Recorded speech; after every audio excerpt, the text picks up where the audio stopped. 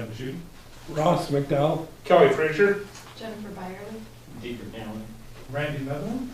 And Sharon Trask. Frank Pinter. All right, Frank, take her away. Welcome. Thank you, Commissioners. The first item that we have is a request for additional funding for increased cleaning of county buildings.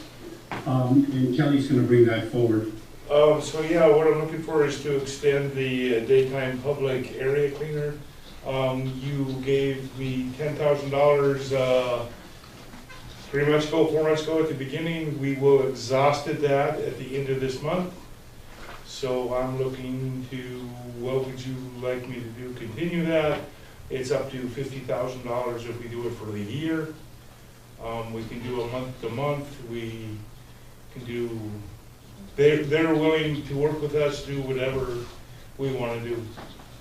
Well, I don't see this ending before the end of the year for sure. I know we do have the court system. The judges have came out with some things that what they would like to happen. I know that we came up with some things that we would like to happen as we reopen. So we're definitely going to need something to help us out to do that. I think that's interesting is we had,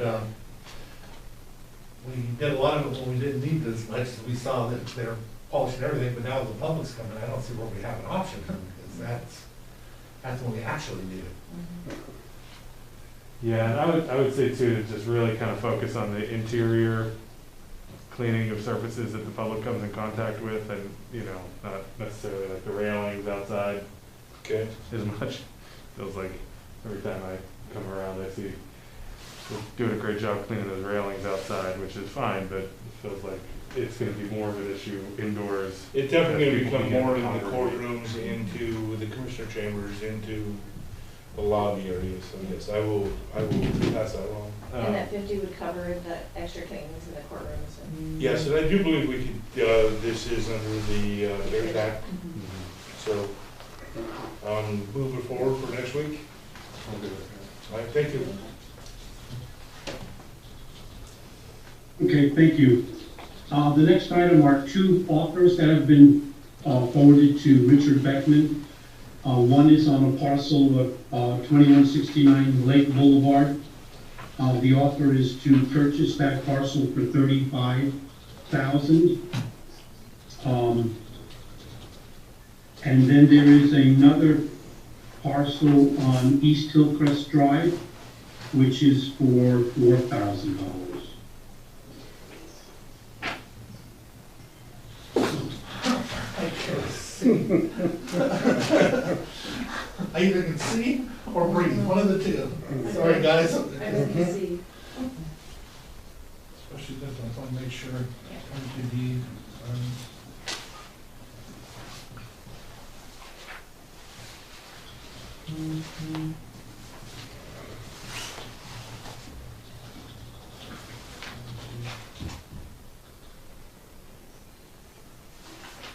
He did not include his page. That's why I didn't see it. No, I'm sorry on either one. Can we come back to this, Frank? I need to look these up because he didn't include his page. Sure, we can bring him back next week. That would make it better. Please tell him he's got to send that page. That's the one that has all the background stuff. Either that or I have to look up each one individually, go into the history, see how long it's been on. If it's too early, you don't. We can bring it back next week, no problem.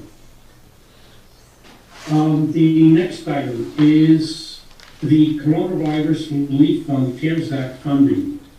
So what I did was I supplemented to the board a briefing document in regards to the Coronavirus Relief Fund funding mechanism. And the funds are intended to be used as follows, and I'm just simply going to read through the cover briefing document.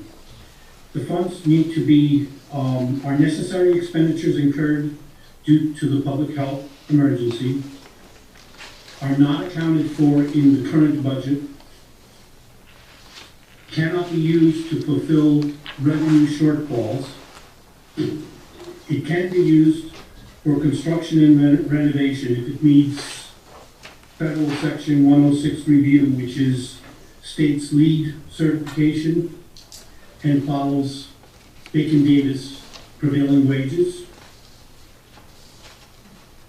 The eligible costs are for medical expenses, public health expenses, payroll expenses, expenses of actions to facilitate compliance with COVID-related public health measures, expenses associated with the provision of economic support, as well as any other COVID-19 related expenses.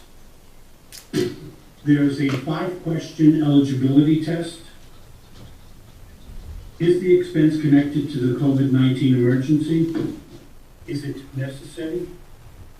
Is it not filling a shortfall of revenues? And must not be from another budget fund line? And the expense wouldn't exist without COVID-19 or would be a substantially different purpose. We've spoken about a number of opportunities for the county to utilize those funds. This isn't a list that has been approved. However, this is just a list that we're accumulating for the board to look at, to understand where we may be based on funding that we are pursuing. So with that, the auditor has asked for a queuing system, which is about $15,000. HR has asked for a paperless recruitment system called NeoGov. That's about $106,000. The county has asked for a supplement to Munis, which is called ExecuTime, and that's a paperless payroll time collection system that fits or that sits alongside Munis. That's about $100,000. Teleworking laptops and ancillary system software and hardware, that's about $250,000. Installing the Building 1 automatic sliding door for no contact entry, that's $25,000. Supplies, masks, and cleaning, which is something that Kelly had just mentioned, about an additional $50,000. Courthouse scanners or touchless screening is about $225,000. Building 1 temporary oversized superior and district courtrooms, as well as oversized jury assembly. So in order for the courts to meet the social distancing requirement for their jury assembly and to hold court, they would need oversized courtrooms, which we have working on proposals and working with the courts to come up with acceptable drawings. The courtrooms themselves would be about $420,000. The seismic retrofit would be about $400,000, and the re-roof was about $300,000. So the total cost potentially of those dollars are $1,891,000, leaving $1,930,000 still unspent out of the $3,800,000 that the state has allocated to the county. The balance of those funds can be used for local assistance and economic assistance to local businesses and services within the county. So there have been proposed 3 alternative methods of distributing the economic assistance within the county.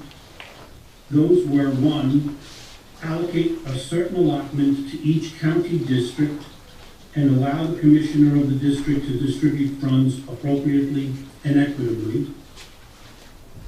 That might include utilizing the EDC or staff. Number 2, allocate a certain allotment to the EDC to distribute appropriately and equitably. And 3rd, to allocate a certain amount into an allowable eligible cost, similar to what Lewis County had put together And there is an attachment of how Lewis County set their allotment up in your packet. So the request here is, how does the board want to authorize the use of those funds for eligible expenses? And how does the board then want to set up a mechanism to include economic assistance to local businesses? And what methodology does the board want to follow? So there's two components here. One is costs, and how does the board want to review those and keep track of those? And then two is economic assistance. How does the board envision moving forward to put in a program together to allow that to occur? Quick question. Frank, can you, so we've kind of highlighted $1.8 million, almost $1.9 million in what I'll call in-house COVID-related projects and spending. This is reimbursable, correct, from the federal government? Correct. Okay, so where are we gonna pay from these to begin with? And then how quickly would we anticipate having reimbursement? So those are all good questions, and we don't have any definitive answers. The capital improvements can be paid for out of REAP funding, and then they would be reimbursed back into REAP funding. The different departmental requests can be paid out of the department's budgets. We have available budget authority within each of the budgets. And then when we receive reimbursements, we can reimburse those departments for those expenditures. In any regard, we're going to have to do a budget supplement for each one of these purchases within either the REAP funding or the current expense departmental funding to capture the budgetary increase that these expenses would incur. Okay, then as a follow-up question, if we were to do distribution of funds to support businesses, whether that be, to keep their doors open or for PPE or whatever, where would that money come from initially? And I assume it would be the same process for reimbursement, but, again, what pot of money are we drawing on in order to make these things happen in the near to midterm? So the funding for that would come out of ending fund balance in a temporary manner until budget supplements were put together to cover the cost of that. Budget supplements. And then the department would probably be, and Jennifer, correct me if I'm wrong here, probably be non-departmental. Yes. For the allocation of those dollars for business assistance, whether that be for gifting of assistance for revenue shortfalls or for PPE or what have you. And do the departments that have made requests, specifically the courts, understand that there would have to be some upfronting of these costs from their budgets? If this is agreed to? I know they're coming in a little later this morning, but what has the conversation been like? We have had that conversation, that it would need to come out of their budget, but that it would include a necessary budget supplement request by their department to supplement their budgets to accommodate the additional expense. So from the court's perspective, the improvements to Building 10 can be paid for out of REIT. But the court has additional, I believe, costs that they're going to bring forward today that are not in this list that relate to jabs and ancillary equipment that they need for the additional courtroom, as well as improvements to the existing system because of the shortfalls that it has given the social distancing requirements in today's environment. And then one last question, either for you, Frank, or maybe Commissioner Trask, you have some insight. Do we know of any counties who have applied for reimbursement and gotten it yet or anything? They have, there's counties that have applied and asked for reimbursement. They have not received a reimbursement yet. They're still, Commerce is still struggling with this. And my hesitation is to do anything right now because I don't know that we're gonna get reimbursement that quick. They say that there should be a quick turnaround, but I don't know. There's we have nothing, there's no county that has been reimbursed yet. And so kind of for everybody's own education, including people that may be watching at home, this is a federal disbursement that's being housed at Commerce, then we would have to apply to Commerce for reimbursement or to the feds? No, it would go through Commerce, is my understanding. Yeah. And that is correct. There's two separate tracks that this has taken. One, the feds have, to a number of counties, over 500,000 in population, given direct funding. Those where it's less than 500,000, the funding has gone through the Department of Commerce. And we'll speak a little bit later about what the Department of Commerce has done to limit the numbers of those, the numbers of those dollars, which is to say, the Department of Commerce has only allocated 30% of the available funds to Mason County. The other counties, King, Pierce, Snohomish, Spokane, has received 100% of their funding. And again, like I said, we'll speak about that in just a little bit, but those funds went direct. I don't know which ones of the larger counties have received funding. I do know that the Department of Commerce has, as of yet, not funded or reimbursed any county yet. Right, I think Pierce County has received some money. I know that King County has also received money. But when you look through, I mean, this document here about how much different counties and cities are getting, it's quite, I guess, telling. If there is, in any of the conversations that we've had through WhatsApp or any conversation I've had with Department of Commerce, there is some,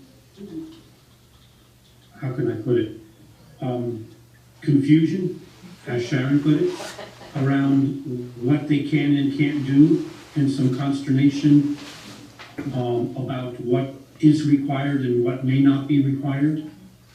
So everybody's kind of somewhat taking a conservative approach to actually spending dollars. Right. I think the frustration is felt throughout probably all 39 counties. Correct. Because there's such a lack of guidance. Yeah, and the clock is ticking. This, according to the Department of Commerce, it has to be spent by October 30th.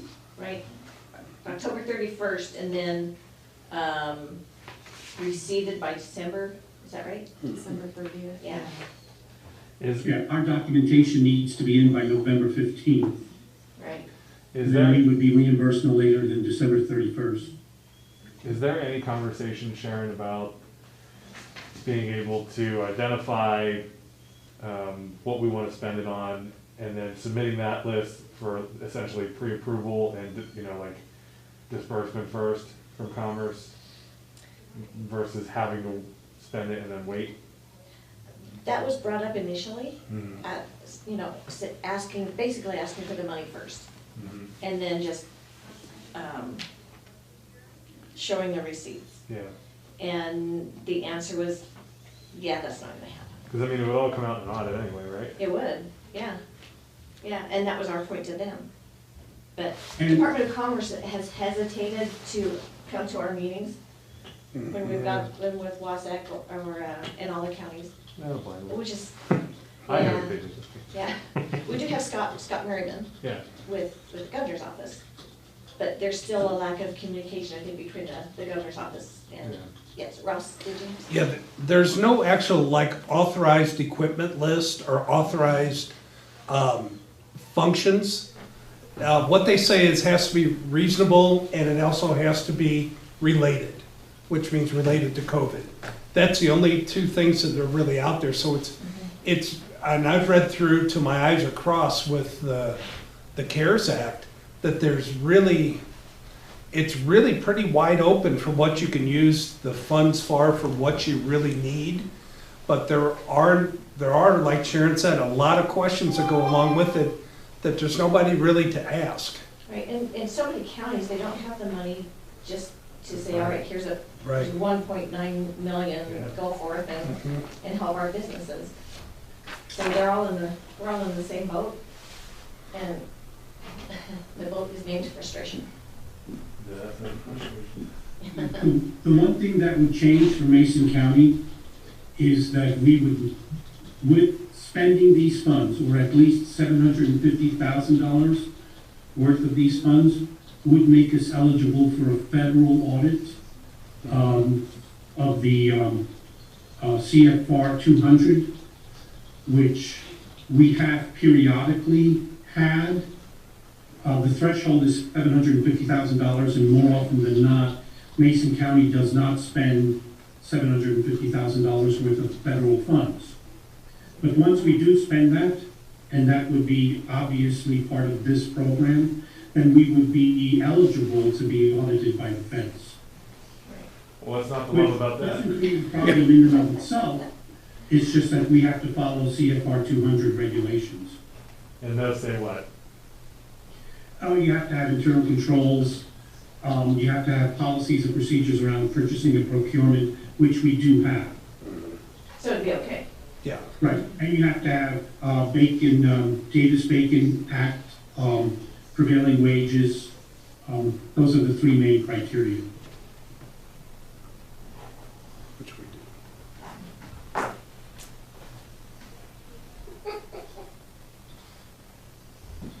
There's a lot of information out there. Wait till somebody else spends the first dollar?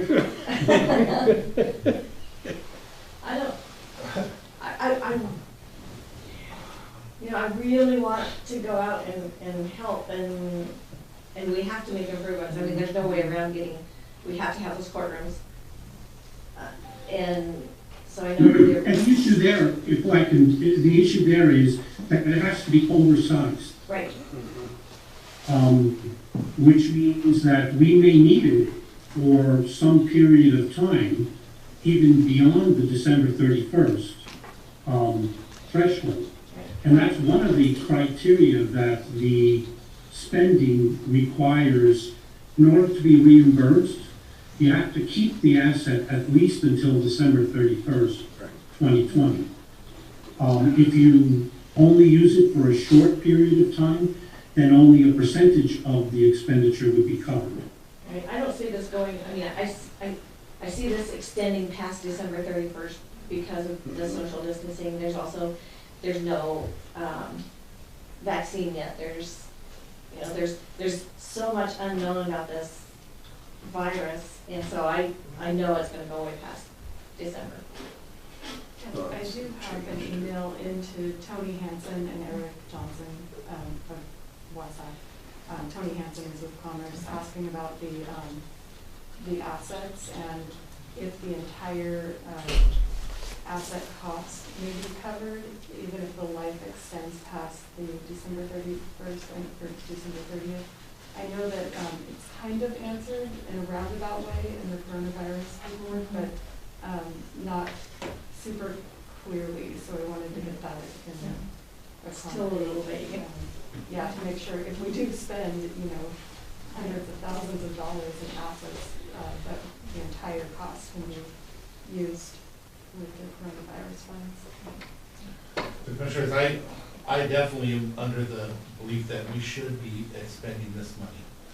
There is something, it's out there. If we lose this, we lose the opportunity for the community that we'll never get back. You've all heard the expression, early money is the mother's milk. Well, in business, it's the same thing. If they're in danger now of losing their business, now's when we need to get the money to them. Waiting another month may be the difference between whether they can open or not. Waiting 2 months could be devastating.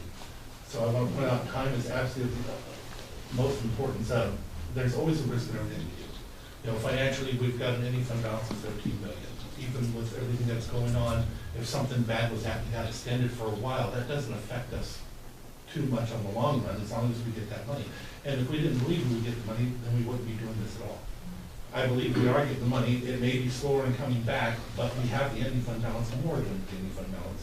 And it's their money too, the people's money. So with that being said, I definitely want to move forward. I hope that you guys will agree so we can get this done sooner rather than later and maybe save a business or two. Oh, yeah, I wasn't asking those questions because I don't think we should spend the money. I just want people to understand what the process is and understand that we're gonna have to front some money here, in particular for the offices that aren't working in this as directly as some of us are, and kind of understanding that, you know, there's gonna have to be a little bit of effort on the front end of this before there's any reimbursement. And so this isn't just a block grant that was handed down and, you know, like manna from heaven. This is still government money that has a process behind it, and we need to be upfront about that and understand, you know, what the pros and cons are. But, you know, I have no reason to believe that that money won't be reimbursed to us. It's just a matter of how quickly. And you're right, that people do need to know, there is risk in what we're doing with this, and things can happen. Well, and I want to make sure that when we are, because we will be, we'll audit it, that everything, all of our ducks are in a row, that there's no question, and that we just fly through the audit. Good luck with that one. All right. Well, We want to be the best that we can, but at the same time, this particular situation is, though, I'll tell you, there is no set rule, that's the problem. They didn't specify things like they normally would. That's why, you know, it's gonna be hard to audit it that way too, because there's no specifics, very few specifics on what to do and what not to do. The real issue is not the state, because as we talked about on the phone, I talked to Paige later, you know, what I was saying was correct, was just, it doesn't mean that like the state and the federal audit, that's a whole different animal. So because we're getting the money after the fact, our state auditor, if they find issue with this, they're not gonna be killing us, and they'll just be giving us warnings.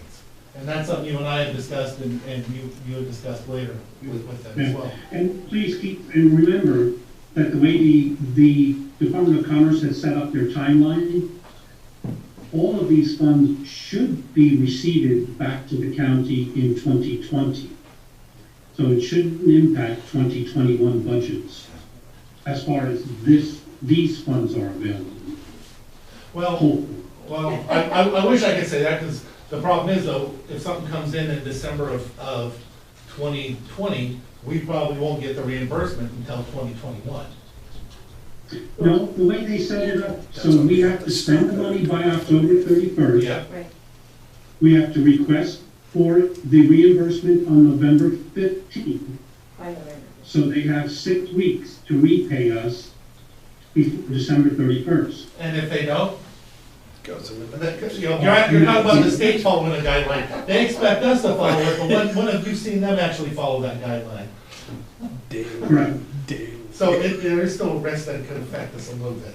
There's definitely a risk, yes. I wouldn't say it's big, I'm just saying, it's a risk, because look what they've been doing so far. You know, every time they set something up, they don't follow their own guideline, they don't follow their own timeline.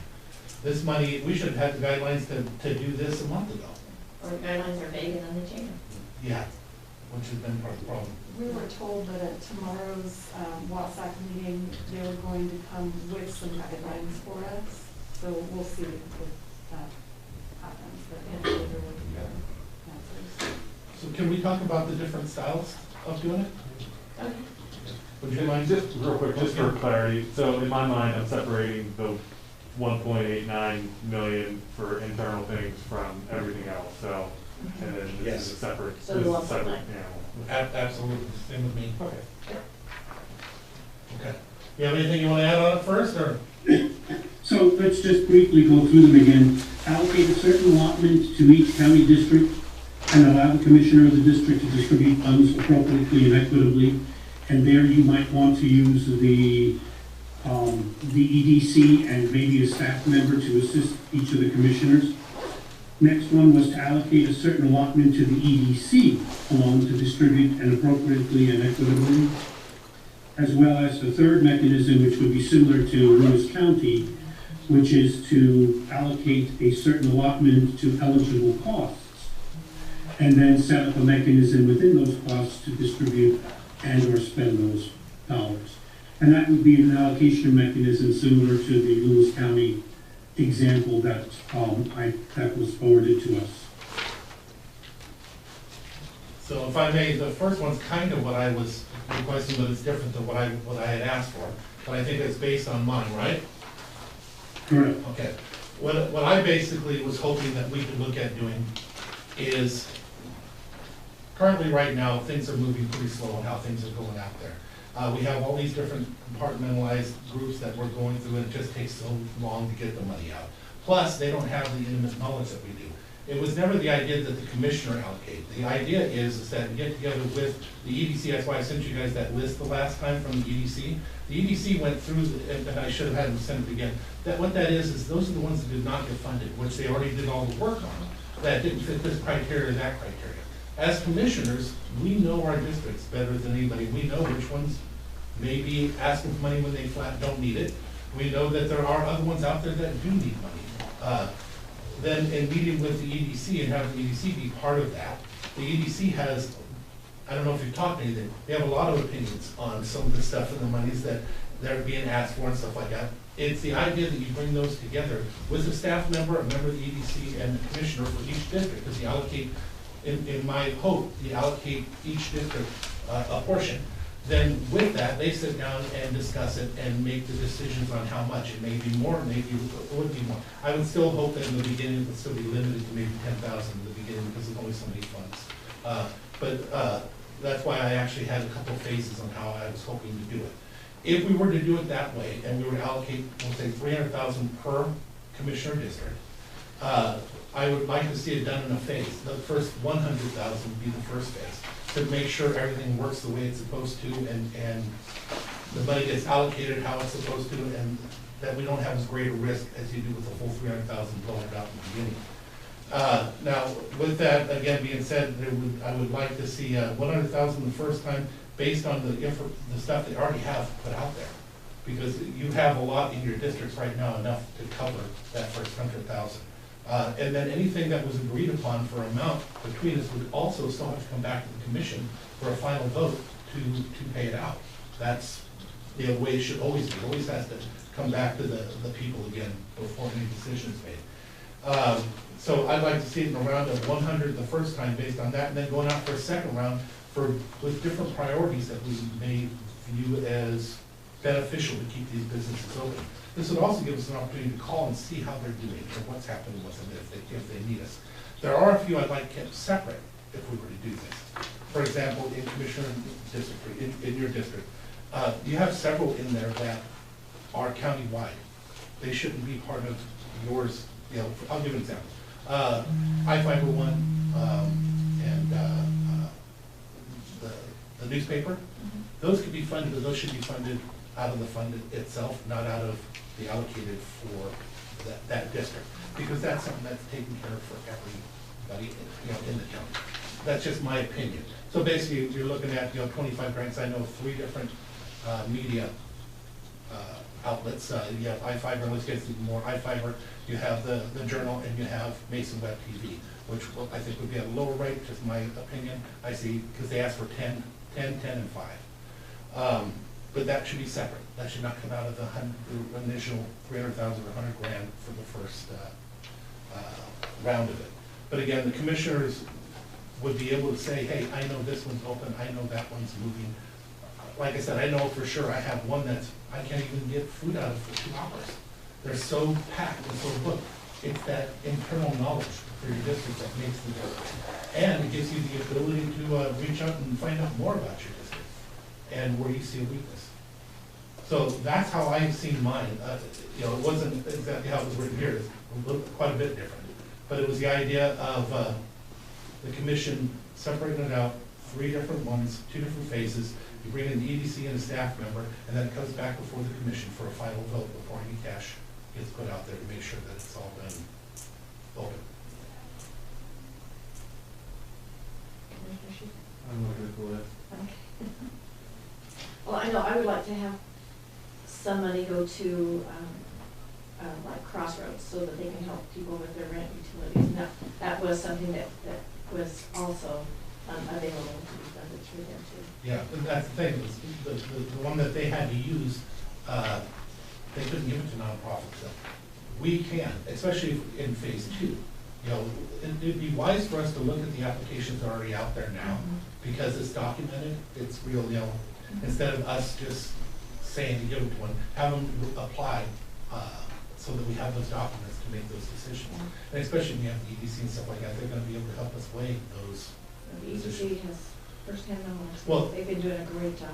And that's something else I had mentioned to Frank, if we were to do what I'm asking, I'd also like to see us, aside from 25,000 for the media, I'd also like to see us at least go 25,000 at the EDC, because they are literally been boots on the ground. Like Cara, she came and spoke the day up in Belfast, going to different businesses and stuff. That's not part of what we've actually been covering for them. So, you know, aside from the other, so you're looking at $950,000 investment back into the community with the numbers that I'm requesting. If I may add a note here. The previous funding up to this point has been through Cdbg grants. And there are restrictions within Cdbg that they have had to follow in order to grant those funds out, i.e. 80% of the median household, and a number of other restrictions. These dollars don't have to have those restrictions. The board can define what restrictions, if any, they want to place on the allocation of these dollars.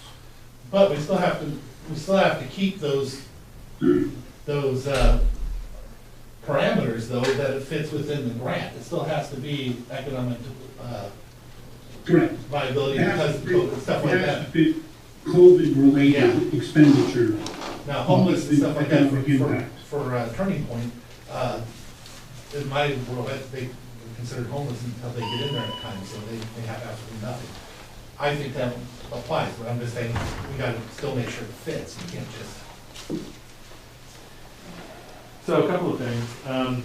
You know, one, if you look at the list, which I think they did a nice job going through and identifying businesses, you know, and prioritizing everything, did a great job there. I think you just using your numbers, $300,000 has a much different value in my district than it does in your district than it does in Commissioner Trask's district. I mean, if you just look at the breakdown of businesses, you know, you'd be able to stretch $300,000 pretty far in my district, and it would be gone pretty quick in Commissioner Trask. And Even after 1 hour, go back out for a second phase. just looking at this list, either way, I mean, it's probably like 2-1, 3-1. Yeah, per because this was the list for person. the 100,000. I don't understand. So So there's two phases. The first phase was 100 grand. Oh, and then you're saying that the second phase would be more than that? Yeah, it'd be a lot more different stuff with different people, because we have different requirements and stuff like that that they didn't have when they were applying for these. This was just the first phase. We either, well, if the list that was forwarded to us last week is a phase 1, $100,000. That's not gonna, that's still, there's a disparity in who would potentially receive, and I don't know how much. And I'm just saying, it's like a 2 or 3 to 1 difference between, District 3 and District 2, and I just think like, there has to be, that's not equitable either. So, and I think, instead of us kind of fooling around too much with it, I would rather just block grant money to the EDC, have them take what they need to administer it, and then use the list that they prioritized and just run down through it. I mean, I don't know. Yeah, I agree with Commissioner Schutte. They've been working so hard with all of these businesses, and to get the money out quick and to help them, I think it would be quicker just to give them a chunk and say, go forth and help. Okay, and I'll disagree with you guys only because I know my district better than anybody, and although I love the EDC, I'm on that board, so I'm very supportive. They don't know my district near as much. They don't know my businesses and the ones, I know because I'm dealing with them now, so going up there, and had Karn going up there. And I don't see a reason why we couldn't help. I mean, if you wanna help, definitely specify, you know, what businesses you're thinking. Then I don't see that as a problem either. I don't think that we're trying to strangle, put a chokehold on anybody as far as helping. I think I just wanna get the money out there so that these businesses can survive. I've seen so many of them close their doors, and we don't need more closing their doors. As I said earlier, that's exactly why I want to do this. I think we can have it done by next week and have it back here. Yeah.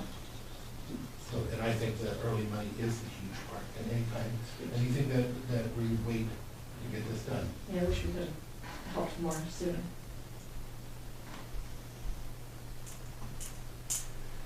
So for reference, just back to my other point, there's 85 businesses on this list from District 3, and there's 23 from District 2. You know, I mean, so there's no way to make it equitable. I mean, it's just, you know where the business is located. Why not use the expertise that we already have in order to get money? I mean, I don't think it would take any longer amount of time. And it removes us from, I mean, it just removes us from the being of another layer of, you know, I mean, I don't know. Well, and again, I myself, I can assure you another issue that comes with this is you're gonna catch fish where you're fishing. And when you're right here and you're fishing right here, that's where you're gonna get your businesses that are applying. The more effort you put up there in North Mason, for example, the more applications you're gonna get. The more effort you put in Hoodsport, the more applications you're gonna get. When you're not putting as much effort in there, because you're not there, you're not gonna find near the result. That's the issue with the equity argument. You know, it'd be up to us to go out and get more and to be able to take care of our business. There's a lot of tiny businesses that are in each of our districts that, you know, are not being contacted. I mean tiny, but they all matter to us. How do you, how would you evaluate then a business that was able to remain in operation during the closure versus a business who couldn't? How would you weigh that in terms of eligibility for funding? Like you mentioned a restaurant that has, you know, hours long waits and everything. That, and I think I know what you're talking about. I'm not going to speak to the health of that business, but that would seem to suggest that business hasn't necessarily dropped off. That's correct. Where it would have been for a barber who had to close for 12 weeks. Yes. How How would you then? What's your criteria for prioritizing those, and how would that work in this process? Absolutely, based upon that, those are the ones that would get prioritized and brought up. It's because there's a limit, especially using these sheets that we're looking at here. If we're using a limit at the beginning of 10 grand on the top end. The ones that have been closed, I'll give another example. There's a place that's not on the list in Belfair called the Woodshed. What they really need is just to be able to restock. They need about $2,500 to restock. And once they restock is a rent as well, so they can keep going, but you gotta have the stock first, you know? When you're closed for all that time, you end up eating up that little bit of profit that you have. And even if you are open and you're only gonna have a little bit that goes out, you don't restock it. That's how you pay your bills. That's something where it's, from the conversations we're having and the documentation we're bringing and showing where their losses are, that would be prioritized against those that have been doing well, and some that have actually profited because of this. Some have actually done better. Look on your tax rates for Domino's Pizza. There's no comparison. And that would be part of what we do, especially in our communities. And part of finding out things you're not going to from a put it in a pot and take a pick type thing. I've not been happy with the things that we've done. We've done lotteries and stuff. I don't think that's realistic. That's gets money out there, I'm sure it does, but it sure doesn't mean that it goes to the people that need it the most or that can keep their business open. You know, I think we ought to ask the question, you know, where is your business? Where are you right now on it? Can you survive? And if you do, what's it gonna take to survive? I think those are questions that could help us make those determinations. And it should be more fluid that way. And that's why the individual cuts. But again, I know there's a lot of them that didn't even apply it. Karen and them worked real hard. They did great. But at the same time, there's areas where they just didn't get, and they can't get, because it's not, they still have to spend all their time here, so you can only move out a little bit. The same thing with your area out there. I'm sure there's more that needed, as you know there's more. That's our job to figure out how to get to them. I don't want to be viewed as picking winners and losers. And I would have to work with the city of Shelton as well. And so for me, I think it would be more, it would be easier for the EDC just to go in there, get it out, it'd be a lot quicker. I think you add more people to the mix and you're gonna get, it's gonna be harder. Communications, getting out would be, I don't know, I just think the process would be too cumbersome. Do they still stand by this list as being valid? Do we know? What do you mean by valid? Well, These I are the mean, ones that- have they, because this was for an initial round of commerce Yes. grants, and so. Has it been updated? I'd Yeah, like she just put this together and sent it to me. So this is as good as it was a week ago, but Yeah. with, even going back and checking with these businesses if they're still in need or interested. I can't say that because they didn't have any money to give them. That's what we would do. That was part of what I was recommending. I don't think, I don't think they ever contact so many of them in the beginning anyway, but I don't think that they've contacted in the last couple of weeks, if that's what you're after to know.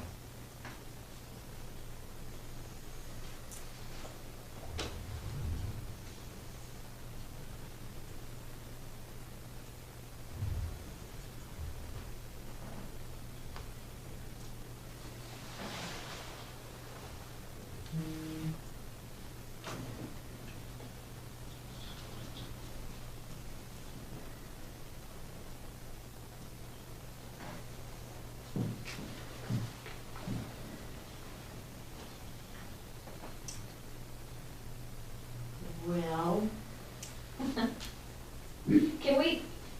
can you give us a week to think about this?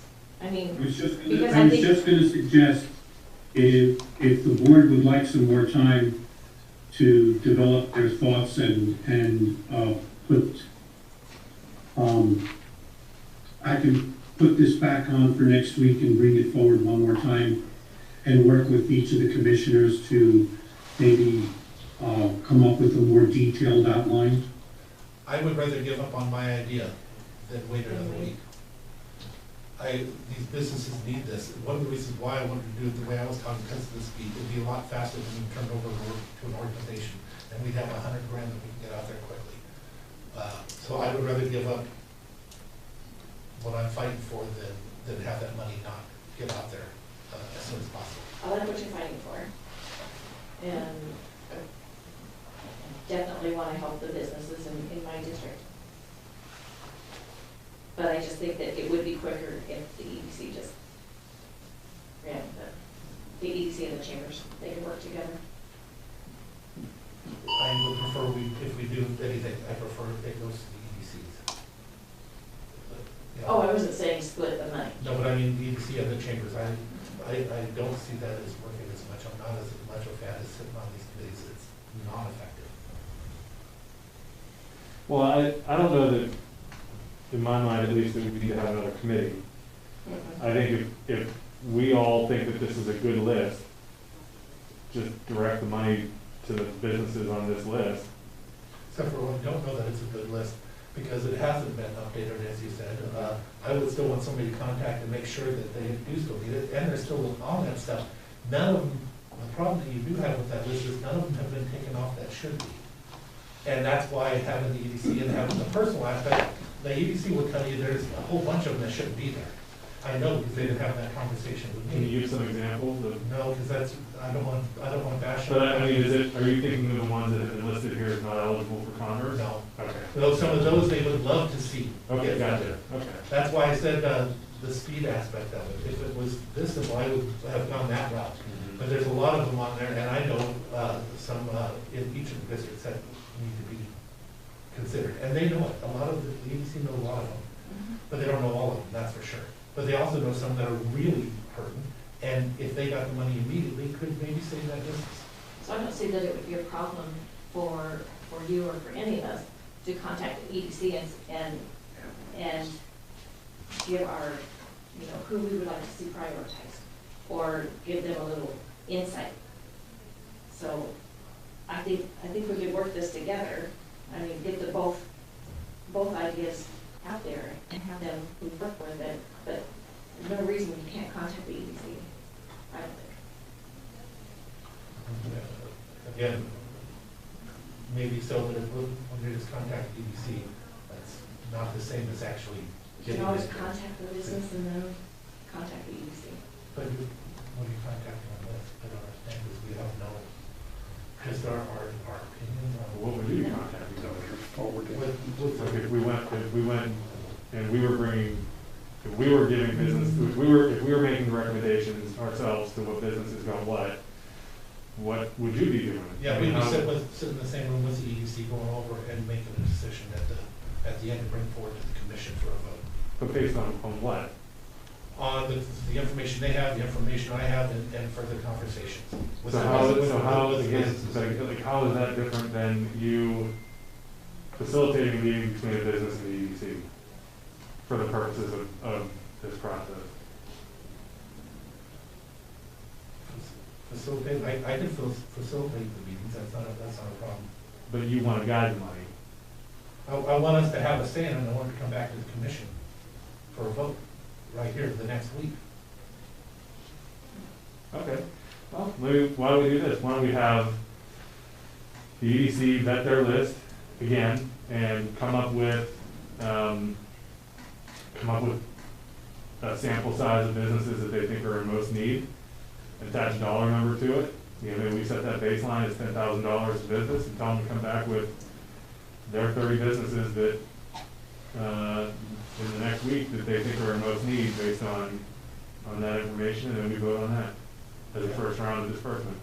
And then we'll talk individually on each one and, you know, with them, because as you know, as I said, I don't want to bash any business here on camera especially, but they definitely need to have those conversations on what's important and what's not in our district. And that's basically what I was saying. Because we know what's important in our district. If we're not part of that, then I'm not sure what we're doing. You know, just don't want to give all that to somebody else to do our job. I think it's our job. Did you hear that, Frank? Yes, I just want to confirm one thing. Did I hear that this EDC would come back with a list of 30 businesses? Yes. Based on need. Based on need? So they would have to be providing their P&L statements, they'd have to be providing, you know, the EDC would have to be vetting all of those financial requirements that, you know, that determine need, that it's not just anecdotally, I know that this business is hurting, but that there has to be some sort of, you know, here's where I can show you that I've had a 25% revenue loss due to COVID, you know, or whatever. Yep, okay. Now, I'd also like to make sure that we give them some money to do all this. That was the other part that I was talking about. For staff time. Yeah, to the EDC because, you know, we're asking, no matter which one we do or how we do it, we're asking them to do a lot. Because they're gonna be the ones that are the feet on the ground, they're gonna be the ones that are vetting some of these things, and I think we need to make sure out of this money, some of it goes to them. I believe that there is, we can pay administrative. I had asked him about that already, and he agreed that we could give them some money. My initial blush, I think, when I talked to him, was to at least get 25 grand to him quickly, for the stuff that they've done and what they're doing that is outside of what they've asked for. And that's for the organization to be able to continue to do what they're doing. 25,000? That was just a number I came up, that's not, Maybe, Frank, can we discuss that one later so that we can, the amount of money to give to them? Would you be okay with that? yeah. Yeah? They're already doing it anyway, so Mhm. they're not the ones asking, they never asked me And they once never for asked. anything. That's not, I just know that it costs money to do it, I know it costs them all their staff time to do it. Mhm. And I'd like to compensate them Yeah. for that, yeah. We can do that as part of next week's program as well. Okay. Then one more item I wanted to bring to the commissioner's attention is a request,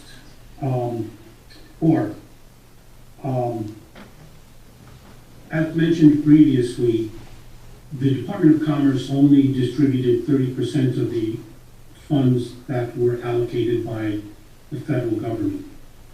So, And they some of the did. counties have formulated a letter to go to Governor Inslee requesting that he, based on equity, distribute the rest of the 60% that the state did not, actually 70%, that the state did not distribute to the counties and to the cities.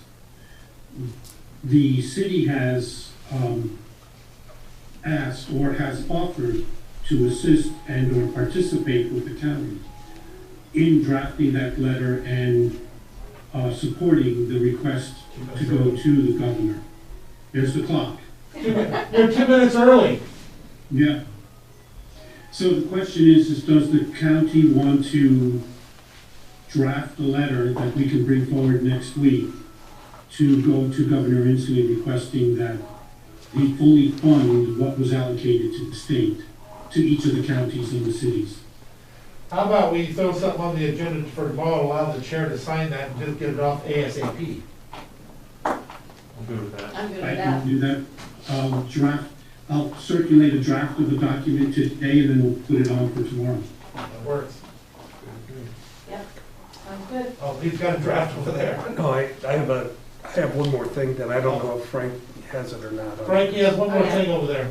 No, we've got two more things. We've got the budget guidelines and to extend the disaster declaration. Correct.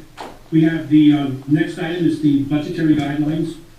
Okay. Now, please understand, next week we're coming forward with projections on where the economy, where our economic forecasting will be.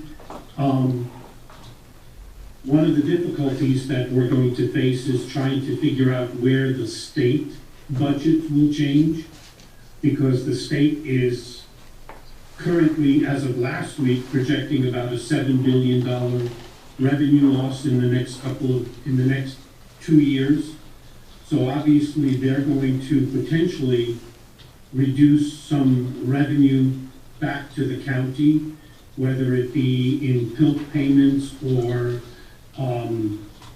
other types of assistance to the health department or to other programs within the state funding. So I'm trying to get a handle around what that might represent to the county, as well as county revenue that may be impacted. So that will be coming forward next week. But we have a draft of a document in regards to the 2021 budget guidelines. And Jennifer, if you would. Yeah, so this is, thank you, Frank.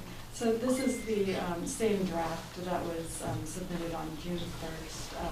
So I do need to change the dates, of course. This will go out July 1st is the hope, with the auditor's call for budgets. And be due back August 3rd to, in Munis. But I did put down on the budget guidelines an example of 4 different types of budgets that could be requested as the maintenance level budget, and the ask departments would hopefully be the same. Like if we're asking them to submit a status quo budget, that would be the 2020 adopted budget plus signed contract increases, or a status quo budget plus a number or a percentage. A flatline budget would be bottom line 2020 adopted budget, and with the contract increases absorbed into the bottom line of the department's budget, or a flatline budget minus a number or a percentage. So those are just 4 different options that we could ask for or use as the maintenance level budget. And I know, like right now, like Frank said, we don't have a lot of answers on projections. I mean, at this time, my recommendation would be to ask for a status quo budget and use that as the maintenance level budget. And then in October, September, October, and even into November, adjust those numbers as needed. So, I've been around a long time, and I would rather do it on the low side first and bring up than start from an upper and bring it down. I've already learned that that's not beneficial.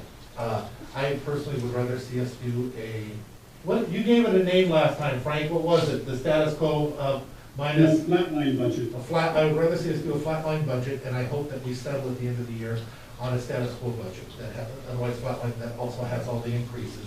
That's what my hope is. But to go the other way, to expect to have them do all the work and put it together with more money, and then something happens, we have to pull it back, that just doesn't seem beneficial at the time. Somebody's been through that before. So how would you handle contracts? Which flatline? That, in the beginning, they would budget accordingly with the money that they have basically right now as a flat line. And they have to figure out what kind of cuts are necessary if that becomes necessary, with the idea that our hope is that they'll have the regular budget with the increase at the end. But if they don't budget for it now, and that happens to them, we'll be putting them in a bad position, and it'll be awarded, for every single penny and dime, when it's a real possibility that may happen. I don't think it will, but it's still a real possibility. And I don't know honestly what's gonna happen in the next, since we're a couple months behind, what's gonna happen there, and how that's gonna show up. If it shows up really bad, unless you guys are willing to absorb that. I think we have the money to be able to absorb it. But if you're not sure of that yet, then I think we need to have a budget accordingly. Jennifer, you had recommended doing the status quo budget, option 1, in the guidelines, is that correct? yes. What's your rationale?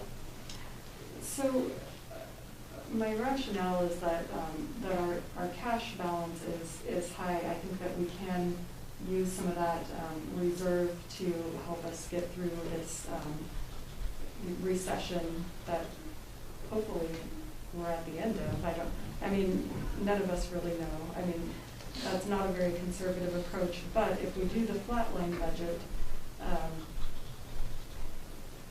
basically we'll be doing the status quo budget for budget level 3, and then I'll be putting in a negative number into each department to get to that flatline amount. And I don't mean to ask this question and sound flippant when I ask it, but isn't it somewhat immaterial what we ask offices to do at this point? Isn't that more of a conversation about how we plan to handle our side of the budget? Because I think in my experience here, in okay budget times and not so good budget times, we have done preliminary budgets that have rarely adhered to the guidelines. And that's fine. That, again, we've been told a number of times, and I don't want to argue it, because I don't disagree with it, that per RCW, they're not giving us what we're asking for. They're giving us what they think they need to run their offices. And that's totally under their purview. So that's one thing. So if we went with the flatline budget, we may end up there anyway. So I don't really have an issue with going with that. I just think it's more of a conversation that has to happen between the three of us as we evaluate our budget positions. Offices have tended to do whatever it is they wanted to do with their preliminary budget. yeah, Unless you see that changing this exactly year. right. No, I think that you articulated that perfectly. It doesn't really matter. The departments can ask for whatever they feel they need to run their budget or run their department. So whether we use the maintenance level budget as the status quo budget or a flatline budget, it just, it seems like to me, it would be easier to do the status quo, or ask for a status quo, because most likely that's what they're going to put in, and then adjust that number later if needed. And I see what you're saying too, that it's easier to adjust it now, but really, we won't have those conversations until September or October anyway, to adjust those budgets. By then we'll have a better idea where we stand. Yeah, exactly. Yeah, I mean, if we're asking them to put in a flatline budget and expecting people to cut, I don't see that happening anyway. I mean, it could, I guess, so we could ask for that, but it just seems more realistic. If I may add, there's two diametric issues here. One is that on the electeds, in the electeds budgets, the elected has the authority to ask what they need. Departments, on the other hand, generally follow the requirements of the board. So if the board recommends or requests a flatline budget, then the departments are going to come back, and after having had limited budgets for the last couple of 4 or 5 years, generally they're going to come back with staff reductions as the mechanism to balance a flatline budget. The electeds will have asked for what they think they need, and the board will need to unscramble those scrambled eggs in their budgeting process as they meet with each of the departments and electeds to discuss their specific budgets. But departments will have put forward cost reductions as well as staffing reductions, and the electeds will have basically put forward a status quo plus budget in their requests. And remember, it's still, no matter which one you pick, it still could be in between afterwards. That's probably where you end up, because that's how it works. It is a negotiation, whether anybody wants to recognize it or not. That is what happens. So if you have a status quo budget, where will you be negotiating? You're gonna really negotiate backwards with them? Just saying. Has that ever happened in the history of? Yes, it has happened. It was bloody as heck. That's what I'm, that's the only thing that I'm prepared for on that. Again, I think we're gonna end up, I believe that when we see what could be cut, what has to be cut in order to make it, we will come either closer to status quo, or we will get the status quo at the end of the year. I really believe that. If we're established as status quo, I assure you, you will be also negotiating status quo plus 5. Or something like that. That's just the way it is. So are you suggesting the flatline, I suggest, or the flatline budget minus the 2020 adopted budget? Or the number, so either number 3 or number 4. So the flatline budget, bottom line, adopted budget, and that includes the signed contract increases. No, they're absorbed within the budget, Yeah. the current bottom budget. yes, but they're gonna come back with also a status quo budget, they will, and they'll also have some requests. But at least we'll have something established, and we'll know what we're doing, because if it comes back really bad, we're still gonna make choices of what we're gonna swallow or what. And as I said, I think we have the money to swallow that full amount today. I don't know what she's gonna bring, not that you're bring us all bad news, that's good. I don't know what's gonna happen, but I do know that I would rather have them prepared for that than us give them more, than have them plan up front and us take away. It just doesn't seem like a winner. The big variable that needs to be considered and will be as part of the budgeting process is what will the county's unexpended budget authority be at the end of the year. Yeah. And right now, there is no way of even coming close to estimating what that will be. And that could be anywhere from $0 to $1.5 million of extra cash available. So we'll have a better handle on that as we get closer to October and into November. But right now, it does, we wouldn't be able to estimate what that number is. Accurately. So I would, I guess along the lines of the direction of the conversation, I'd be good with number 3. But I want to make it clear that the intent would be to fully fund all the contracts as they are and really strive for the status quo budget. That's my intent going into it. So I can put in there that the commission will be using the flatline budget as their maintenance level budget, and departments are encouraged to submit a flatline budget, or departments are asked to submit a flatline budget, and elected officials are encouraged to do that. No, you still do the same thing for everybody at all times, and eventually, somewhere in the state, you know, we're one of the only counties where we have this issue. Most counties don't have this issue. And the fact that we do, we still need to do business like we normally would, and how all the other counties do it. Then they can say, you know, that they don't have to listen to it, that's fine, but we need to have it presented in our documentation when we put it out. Other than that, we're muddying the waters. So no, I've heard other counties say they have the same issues that we do. We have the same question, but nothing like, at least the ones that I've never seen anybody like the stuff that we've done. So elected officials and departments are asked to submit a flatline budget. I'll put that in there. And we can bring it back next week and, I'll make the changes in here and. But also let them know that, what Commissioner Schutte said, I completely agree. I think the hope is we're gonna be status quo with the absorption. And I think we will, but, we don't know if that, what he mentioned, we had the one bad budget year. And what happened on that year is not that we had budgeted wrong, because that's not what happened. We budgeted right, but for the first time in all the history that I could see, a couple of things had occurred. We had that issue with the sheriff's department where we were promised a certain amount of money, that money disappeared. We had the issue with the lands director who decided not to log 500 grand, vanished. But the big hit for us was that ending fund, the unspent budget authority, for the first time ever that I could see going back for, 15 years, came back with next to nothing. Normally, it runs $1.5 million, it's even over $2 million.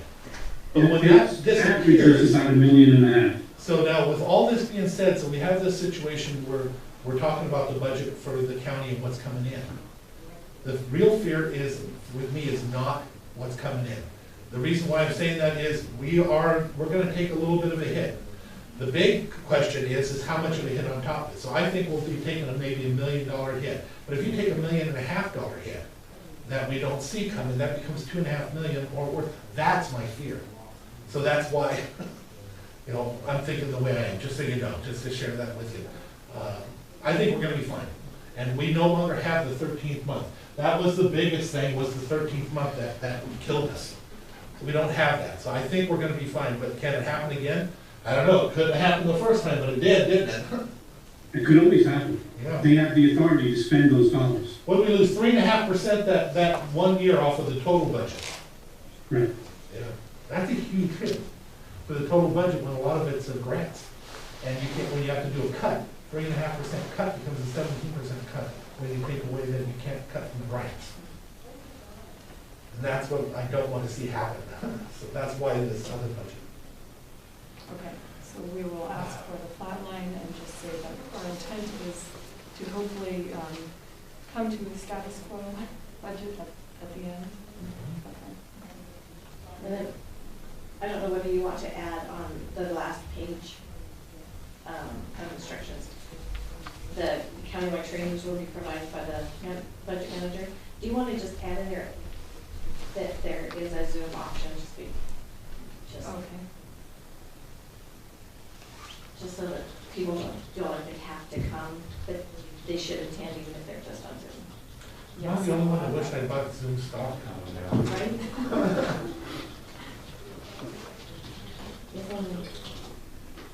Okay, great, and then kind of going along with this, is, you had asked the question, the board had asked the question last week about the REIT, REIT 1 and REIT 2, what the budget was, and it's 1.2 million, and we have received so far through May 422,000, so we're at 35% of the budgeted REIT amounts for the year. You know, if everything was going along perfectly, we would be at 42%. So, you know, it's a little bit down. But, you know, of course, normally the summer months are going to be higher for selling property. So, so I don't think the 35% is anything alarming at this time. And I do know that the market is bumping. It is the issue that happens right now in the market, especially this time of year, and with everything with COVID, is people don't want listing. You can't sell it if it ain't for sale. And they weren't having people in their homes list it, and they haven't come home. That's opening up again. I do know everything they're getting, they're selling. So there's no issue with the buyers and the willingness to purchase. There's just an issue with people letting people in their home. That's changing. People are getting more used to it now. They're starting to go out. You know, there was a lot of people really upset when we moved in phase 2. And now, you know, they're pretty much used to it. Now they're saying, please don't let us go to phase 3. It's just, Changes hard. yeah. Okay, so that's all that I have. Thank you. Okay, the next item is a request to extend the declaration of disaster, and Ross will bring that forward. Aye. Right, good morning, Commissioners. One of the things that, when we did that, the last declaration was a 90-day declaration. Obviously, this is lasting, will be lasting a little bit more than the next 90 days, so I'll probably be coming with another one after this. But I wanted to correct some things that were in that last one, which was, one of them was section 4, which really did not relate to the COVID disaster we're doing. It more related to a natural disaster with flooding or earthquake.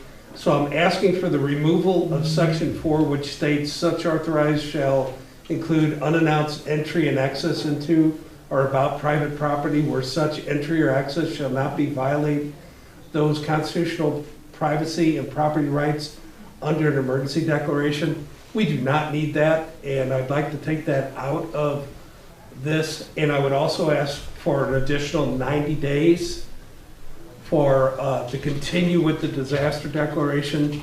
That'll put us well into October, but I have a feeling I'll be coming back with another one because this is still long lasting, and we have exhausted all of our county, I wouldn't say assets, but all of our county use, and we are very heavily looking at state and federal dollars, which is one of the big things with the CARES Act and also with the FEMA's, their grant that they're offering us for COVID, that this will help us with that. So I'd like to bring it forward on the 23rd. It actually ends, the first one actually expires July 6th, but with the holidays and stuff in there, I'd like to go ahead and get it before the holidays and not let it expire. Sounds good. Yeah, very good. Thank you. Thanks. I have two additional quick items I'd like to bring in front of the board. One is to let the board know that I am submitting, or if the board approves, I'm submitting a grant request with the Historic Conservation Rehabilitation Program in Washington State for the courthouse. I'll have a document prepared next Monday, and we'll need to submit it next Wednesday. Generally for the repair of, most importantly, the windows in the courthouse. We've asked for those grant funds a number of times. We've been denied, and that seems to be the highest priority that might be eligible for these historic conservation rehabilitation funds. A past judge requested bulletproof. Is that in your consideration? We can include that. I don't know how rehabilitation or how historically accurate that might be.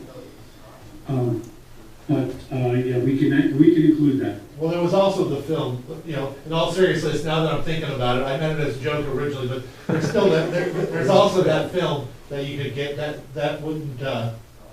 Correct. Yeah. It's already on there now. oh, is that on there now? Okay. Just as And long as they're like then on there's the one more paying. item. We met with Enterprise tail end of last week on Thursday, and we talked about vehicle leases for next year. Our plan at the end of last year was to purchase, to lease 7 pursuit vehicles next year and 3 white vehicles. White vehicles meaning other than pursuit for 2021 timeframe. Given the uncertainty of the economy, we have suggested that we eliminate the white vehicle leases. We can live with the vehicles that we have for at least some period of time. And the sheriff's office has been able to reduce their request for pursuit vehicles by 1. So instead of 7, we would recommend 6 vehicles to be leased. So I'm asking for authority to only go forward with 6 pursuit vehicle leases for 2021.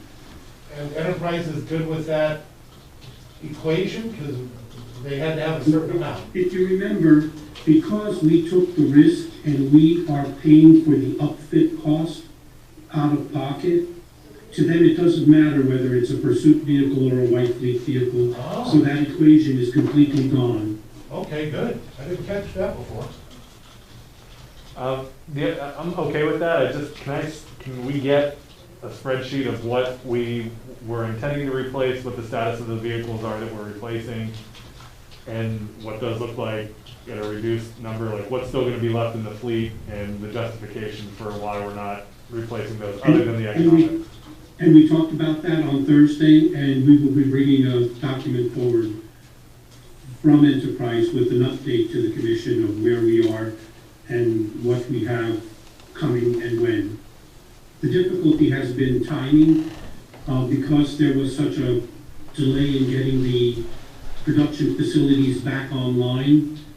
A lot of uncertainty revolved around when they can deliver the product to us. And they're actually getting very close to being able to define those dates. So we'll be bringing that forward in the next week or so. I was referring to the next year's order, so, you know, we were intending to get 7 pursuit vehicles and 3 white fleet. We're now gonna do 6 pursuit vehicles only, no white fleet. Correct. I'd like to know just where those vehicles that we were intending to replace in the white fleet are, and other than economic, what the justification is for why they can go another year. So they were in the parks and facilities, they were heavy equipment purchases. And we don't drive them a lot, they don't get a lot of miles, they may get a lot of use. So because they don't get a lot of miles, we may be able to get an extra 5,000 miles out of them next year. So that's what was the driver behind the decisioning on pushing those out. Okay.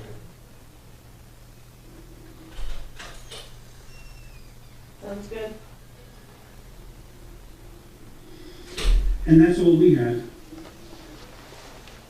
Anything? I'm good to wait until the end, let's just maybe. Let's do one. Okay. All right, thanks, Frank. Thank you, commissioners. We're gonna take a couple of minute break real quick. Can you still find? Can you stop?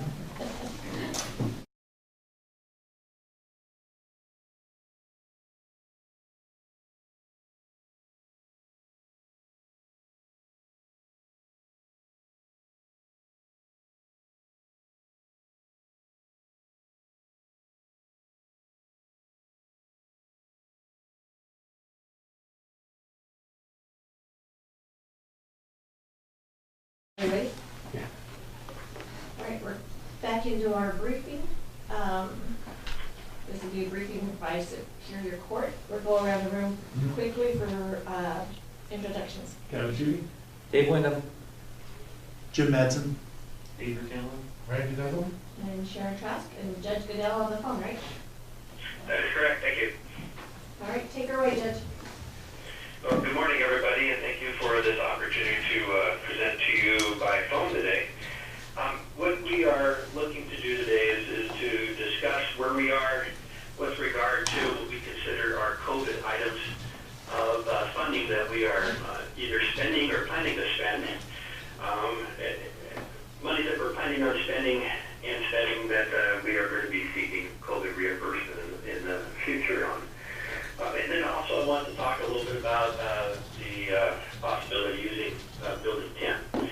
So what Robin did is put together a spreadsheet that shows the cost to date, which may not be complete, of what we have spent to keep the courts functioning in order to allow us to move forward.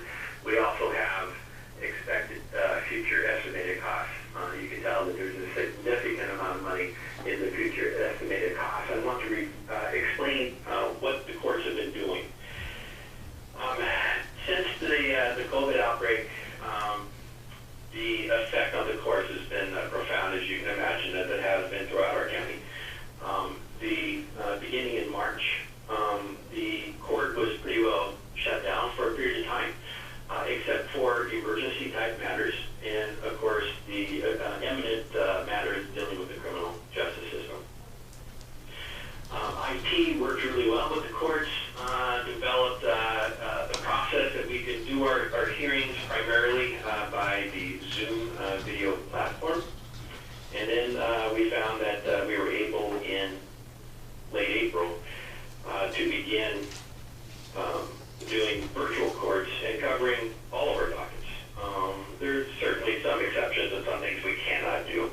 But our general dockets, for the most part, we've been able to somehow and somewhat manage since that time.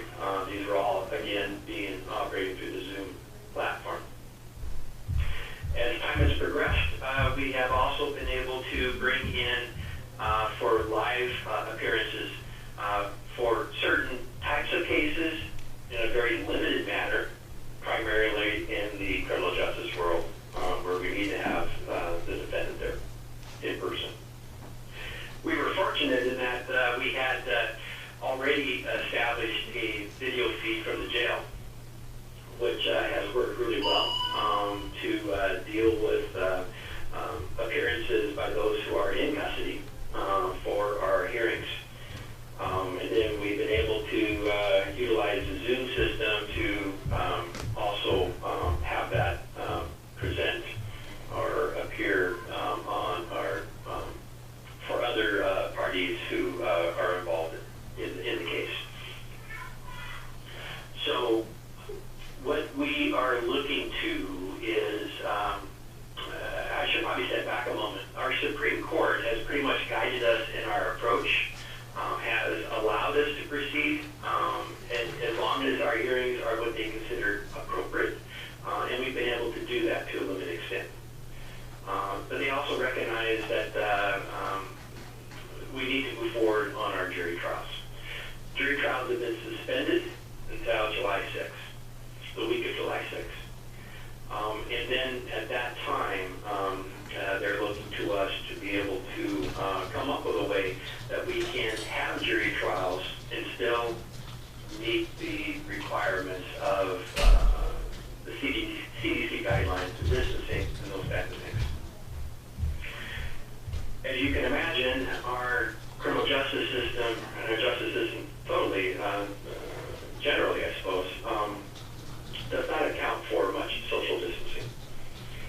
And if any of you have sat on a jury and went through the jury selection process, you know you're shoulder to shoulder with about 50 or 60 other people sitting in the courtroom. That does not work in the current scenario.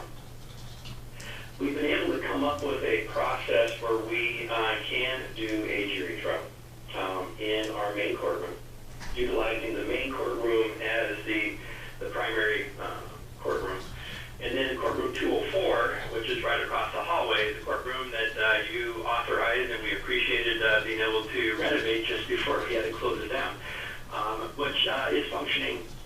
It's a space now that would function well for a courtroom. What we found is that if we utilize the main courtroom and the 204 courtroom at the same time, we could do a jury selection process and run a jury trial. Everything is much more limited as to the numbers of people we can have present at any given time, and instead of selecting a jury in what used to take a half a day, we're probably going to be a day or so accomplishing. In order to do this, however, we also need to be able to talk back and forth between the two courtrooms. That's probably not the best way of explaining it. The two proceedings are happening concurrently. There's one proceeding happening concurrently in two courtrooms, and so the two courtrooms have to have a similar setup as far as the recording and the ability to present this on the Zoom platform. And in working with IT, we come to the conclusion that the only way to really make this work is by installing the JAVS system in courtroom 204. The JAVS system is our recording system that records our proceedings, both audio and video. And so what would happen is that the two courtrooms would be utilizing the same system, and the goal here is that it would be uploaded to a live stream via the Zoom platform. Because the other piece of this equation is that there's no room for the public to be in our courtrooms while we are running these trials due to space constraints with appropriate social distancing. So they'll be live streamed on the Zoom platform into another room, which is our former jury assembly area, and that will be where the public will be invited to come to, and there will be a screen up, and that will be live streaming the entire trial. And of course, people can also pull it up on their computers at home or dial it on their telephone to hear this. And so that is the setup, and that is the primary cost of the future estimated costs. Our courtroom improvement fund does have funds in it to do the initial purchases for the JAV system. However, we will be seeking reimbursement down the road because that was not something that we had intended to purchase for that courtroom. The other items in there deal with the types of things that will be necessary, such as a wall-mounted projector that will actually have a screen up on a wall for the jurors to observe for things such as if an exhibit is going to be shared with the jurors. We're not going to be passing photos from juror to juror like we normally would. They would be put up on the screen. There's a lot of processes in our trials. I'm not going to spend the whole day probably explaining all this, but there's a lot of processes in our trials that have changed. They have to change because of our concerns about being able to not expose people or limit the exposure of people to the virus. So that is my general explanation of where we are and where we're going with our current setup in our current courtroom and electronics. And I'll pause here for a moment in case there are any questions that anybody should have. So Judge, the JAVs, there are 3 at 4525, so 2 of those would be in the courtrooms in Building 10, right? And you'll have to say that just a little bit louder. So there are, for the JAVs integration system, you have 3 at 4525. Those would be, 2 of those would be for the courtrooms in Building 10. Okay. Well, the Building 10 is a different setup, and I'm hoping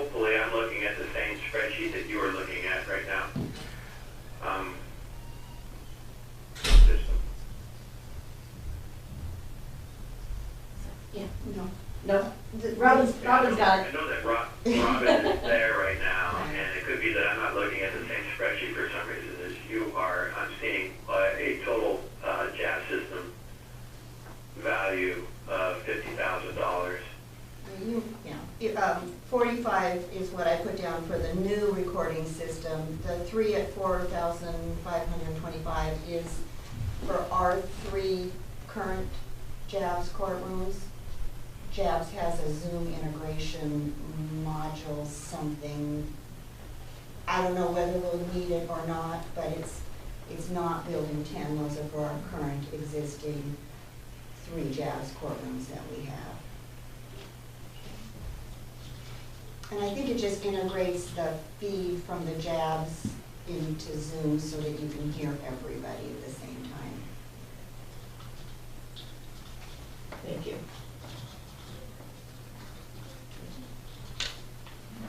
Okay. So if there's any other questions, I'll try to answer them. I realize that I may be looking at a different iteration of the spreadsheet right now. But if not, I'll move on to building 10. Okay. Yep, go for it. Okay, so on building 10, we have, again, the Supreme Court has said that they want us to start our jury trials, and recognizing that with all the issues I just explained. And they have also extended time periods for when criminal jury trials can occur. And so normally, someone who's in custody has a right to a jury trial within 60 days of their arraignment. Those out in custody have a right within 90 days. Those have all been extended by the Supreme Court. And so right now, the new clock, no matter how old your case is, or whether you have a new case coming on between now and September 1st, but the new clock starts at September 1st. So September 1st is when we start looking at our 60 days and our 90 days. So what that means is that all criminal matters all have to fit within this area of time, which begins July 6th and ends on November 30th. We have to put all of our trials into that envelope.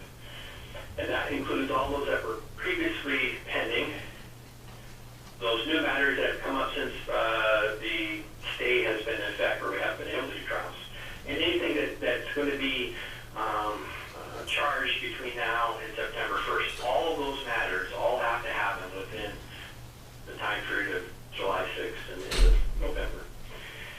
I have personally set over 200 different individual matters in this time period, and we will be continuing to set these up until September. It's apparent to the court that come mid-August, we will be in need of being able to double court.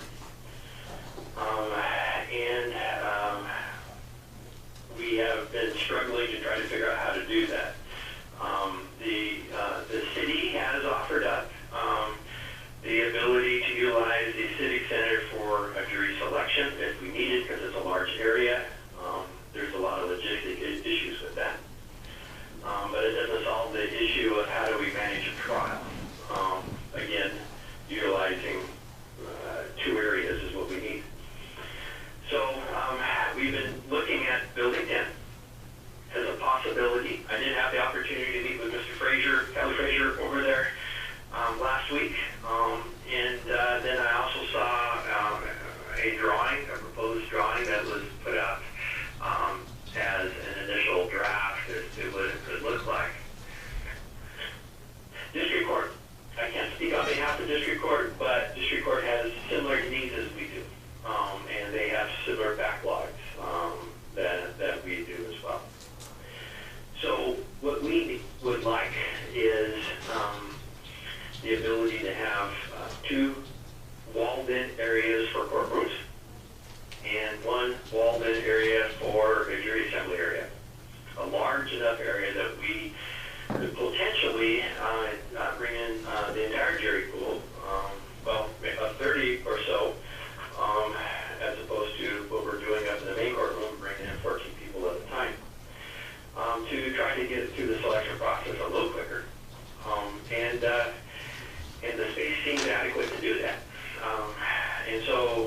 our request will be to be able to wall in two, like I said, 2 areas for courtrooms, one for district court, one for superior court, and wall in an area for the jury assembly area. In the draft that I reviewed, that came out on the 11th, June 11th, there's another large room that's in there. And while that was not part of the request, it will certainly be utilized if it is made available. Because especially if we have 2 different courts going at the same time, it'd be nice to be able to separate the 2 jurors for deliberations, etc. At a certain time in the process. However, even if that room is not provided, we can make good use of the 2 large courtrooms and the assembly area. I also noted that there was a lot of other rooms, office size rooms, chambers, etc. We really are not looking for that right at this point. We just want those large rooms with walls put up for those large rooms. We've become quite adept at making rooms into courtrooms over the years, and I'm sure that we could do that here as well. If we just had places in the back, I know that there's a back area that we could utilize. Just had a table, a couple tables, and a couple chairs, place to put our laptops. We don't need any more than that. We're not asking for much in that area. One thing we need to be mindful of, though, and I did talk to Chief Hansen about this possibility from the jail, is that whatever we do, we need to take into account what their needs are going to be as far as bringing defendants in and keeping them sequestered away from the public and the jury as they are there in the building. So that's what our needs are. I recognize that the health department also has needs in that building. I think that they get along just fine, the 2 needs, because if the situation changes where there is a need for the health department to utilize that building, at that point, I would anticipate that we would be unable to have a jury trial if the virus issues were significant enough to require that. We would not be able to manage any kind of a trial in that type of environment. So I'm open to questions again. Well, as far as the quarantine goes, I think we've all discussed that at the EOC meetings, and that would not be an issue at all. Any questions? Okay. Commissioner Shooty? No, I think everything that you're asking for is reasonable and necessary.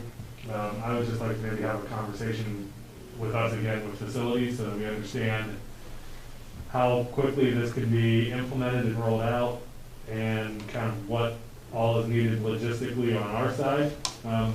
Don't interpret that as any kind of lack of support. I totally support it. Just want to understand in a practical sense what that would look like, for our overall plans for Building 10, and just how quickly we can kind of roll with this.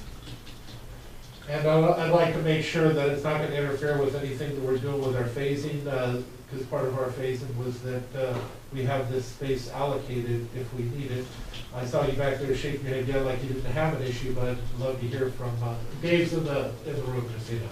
I'd love to hear from Dave on if he thinks that's going to have any issue with interfering with where we're going with our phasing, or what's required or needed by you for. Well, so really this, we talked about this at Air Command this morning. Once we shift to phase 3 goes in, we're going to shift our efforts to looking at the fall and putting together contingencies for the fall, whether it's schools, courts, or utilize the Building 10 or another facility for quarantine isolation should we get a big spike. Should we get a big spike, I think the courts are going to shut down anyway. I think that's a foregone conclusion. So we'll be able to use that, and actually by putting some walls in there, it's going to make it even easier. If we have to do both quarantine and isolation, because it would give us the ability to put people in different rooms and then support people for those folks, and in another separate room. We already have showers in there, so I think we're good.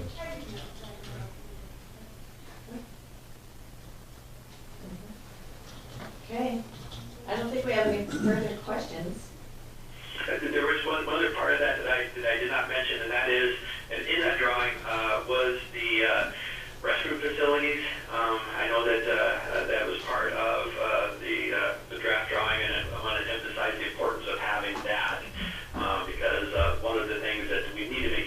is that the jurors that are there, that they do have a good place that they can go in and continuously to keep themselves clean, sanitize, wash their hands, those type of things I'm talking about. So, but that's part of that setup. So we have the rooms and we have that. We would be able to have our double courting, and I think that district court would have that same opportunity. So I appreciate everybody's work on this to see if you can make this happen, and look forward to making it work. All right, well, we sure appreciate you and everything that you've done. I appreciate your communication with us as well. Just a quick question for the commission and Judge Goodell, if you don't mind. Maybe you can weigh in on this a little bit too. What would be, as we look to build these courtrooms out, anything that we should be keeping in mind and differences between need between Superior Court and District Court, and should we have a similar conversation with District Court prior to moving forward, or what? Well, the District Court, again, I can't speak on behalf of the District Court, although I did have a long conversation with Judge Steele on Friday, and we share the same needs, and so we talked through how we could coordinate all of our spaces, not only in Building 10, but also in the main courtroom, as our schedules allow for them to use our courtrooms, us to use their courtrooms, whatever. We've all agreed that we will take whatever steps are necessary to try to make things work between us, because we all have some significant limitations right now. But certainly it'd be worth inquiring of the District Court, and I want to make sure that they are part of whatever final decision is with regard to how the layout's going to work. But I think that we have some very similar needs. I just don't want to speak for them. Great. All right, thank you. And Commissioners, District Court does have scheduled briefing next week to talk about their needs. Okay, Perfect. awesome. That works. Anything else? All right. I think we're good. Okay, very good. Well, thank you for your time this morning. All right. Thank you, Judge. Thank you, Judge. Okay, take care. Bye-bye. You too. Thank you. All right, how about we move into juvenile court services? For the briefing? Okay, good. Wherever. Let's go around the room one more time for. Kevin Chu. Dave Windom, Jim Madsen. Adrian Allen. Ryan Neville. And Sharon Task. All right. take it All right, away. thank you guys. So this is just relatively a quick topic. We have a contract here for functional family therapy services. This comes from one of our grants that we get every year, and we've been providing this service for a lot of years now. And this contract really, I use the same template that we had before. Tim Whitehead's looked at it, Nicole Wilson's looked at it, and they were okay with it. Really the only change with this is we lowered our target numbers on this. And not to get too far into the weeds with it, but our funding for our grants, part of it, there's a formula that we have to set a target number for our evidence-based programs, and if we meet those targets, we get the same amount of money or potentially more. If we don't meet those targets, it could reduce our funding a little bit. And so what we did is we reduced our targets for functional family therapy, where this contract would be up to 6 for next year, for the state fiscal year. With the idea that you guys know about our ART classes that we've been doing for a lot of years as well. We're actually going to do a little bit less of those, and we're going to be doing a new version of ART that's considered a promising program. It's not evidence-based yet, but it is more on an individual level. What we're finding is over the last 20 years, as expected, our kids and families have changed, and there's different needs out there.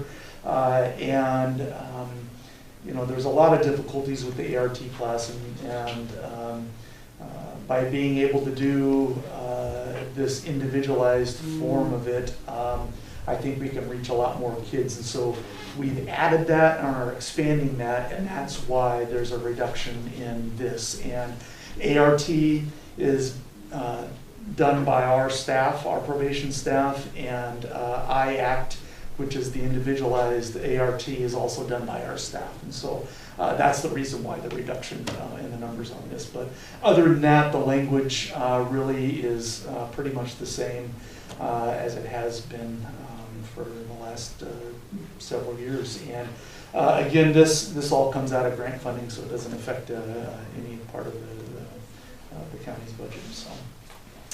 So I'm just asking that we could get this put on to the June 23rd regular action agenda. Yeah, sounds good. Awesome. Thank you. Thank you.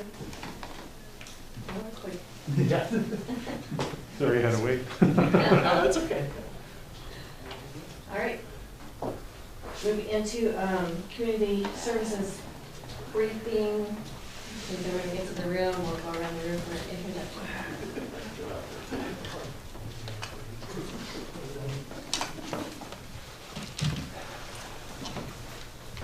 Okay, introductions. Kevin Judy. Lydia Bouvet. Dave Gardner, Alex Pacey, Todd Parker, Dave Windom? Randy Devlin? Peter Gallen. And Sharon Trask. All right, Dave. All right, we're gonna start off with Alex. All right, good morning, Commissioners. I've got some water quality updates for you. So as you guys are aware, we have two currently picked projects in our water quality program. One in the South Sound area with main focus in North Bay, and then one in the Hood Canal area, mainly focusing around Anna's Bay. So I've kind of got some budget updates for you. We'll start off with Hood Canal. So the Hood Canal County Council was awarded an additional $100,000 from NEP to go towards their Phase 4 funding for that project. Out of that $100,000, $79,500 will go towards Mason County. And I know I originally said 81.5. I got an updated budget on Friday last week. So 79.5 would be the amount going towards Mason. And about 65,000 of that would go towards staffing for pick work. So that's an additional to our current project. On top of that, we have our South Sound project that we're not getting any additional funding for, but they're working on an amendment that extends that contract to June 30th, 2021. And within that amendment, we're also asking to shift some scope of work. Originally, we had planned on doing a camera inspection of the North Bay sewer lines, and that was going to be about $87,000. So that was a large portion of our budget out of that original $200,000 that we got. And we've changed focus in that. As we progressed in this project, we've realized that it's just not a good use of funding for it. And we've got other needs we can put boots on the ground with in South Sound. So we're going to shift about $79,000 of that out of the camera work and into staff time. So with that change in combination with the extra money from Hood Canal, we're looking towards hiring another FTE with permission. So I know with the hiring freeze and everything, I just wanted to give you guys an update and make sure you guys are aware of some things that we're pushing for. This is something I've been working on months, even before COVID, to try to get us some more staffing in our water quality program. So it's kind of all coming to a head in June. I'm expecting contracts towards the end of June, maybe early part of July. Yeah, any questions? And so just to be clear, it is completely funded by these grants. Yeah, grant, not county. Correct. Okay. God said that the Hood Canal County Council have money. God said all the programs, one of my absolute favorites. Yeah. I have no issue at all. Okay. Good. Thank you. Thank you. Okay, Next up, I have Lydia. So, last week you signed the Healthcare Authority lead grant into effect. So we're moving quickly, as we had talked about. They wanted things up and running so we wouldn't lose some of the money. Not due to us, due to the COVID and then being behind. So we have a professional service contract that we need to go into that we're, Olympic Health and Recovery Services was one of the agencies, along with the sheriffs and the prosecutors and everybody that has been involved in the writing of the grant. They would be doing the direct services, so when the officers divert someone into this program, it goes directly to them immediately, and then they meet with the people and they take care of handling their services. So it's a contract for, I believe it's $500, I got the wrong paper, $507,000. It's part of the $882,000 grant that was written into the budget with them. So anyway, so we're waiting on, they're looking, ORS right now is looking at the contract, finalizing all the things with their legal, making sure everything's acceptable, and then we'll have, hopefully next week, get to go on the agenda. We'll see how fast they process through everything. But the goal would be to get them up and running so they can actually do services in the next 2 weeks, start their services and get their hires on and everything so that we can get as much of the money from the grant as possible. So that's that one. And then the other one is Juvenile, which is a software company that HCA is requiring each of the grantees to go into a licensing agreement with. They're providing the money in the grant. They added it to the original amount of the grant because they made a decision. They've been using this company in Seeking, and they want all the agencies doing lead in the state to use it, so they went ahead and added more money into the grant to do that. So we're in the process of working with ORS, because it's really not with us, it's with the agency that actually does the direct services, collecting all the data.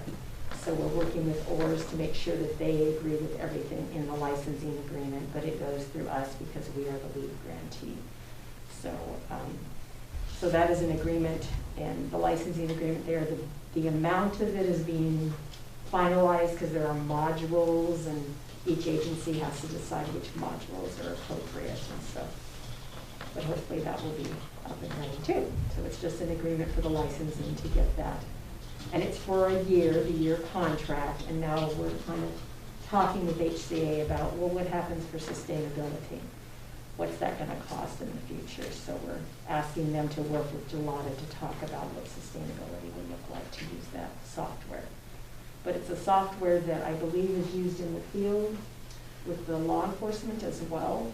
Yeah, it's been used in other areas. It interfaces with law enforcement systems, first responder systems in general, so EMT, EMS, fire. It interfaces with hospital systems, emergency department. So it's utilized to not only pull data from, but it's also a referral service. So, so case management. So each agency can jump in there and see who's been referred, if they have or haven't, and potentially where they're at in their process. And then we can also pull the data from the full program through one hub.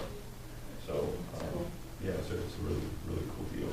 We're also, I was just on a phone with HCA, because we have the quick response team as well. It's probably going to make sense to do a lot of social referrals.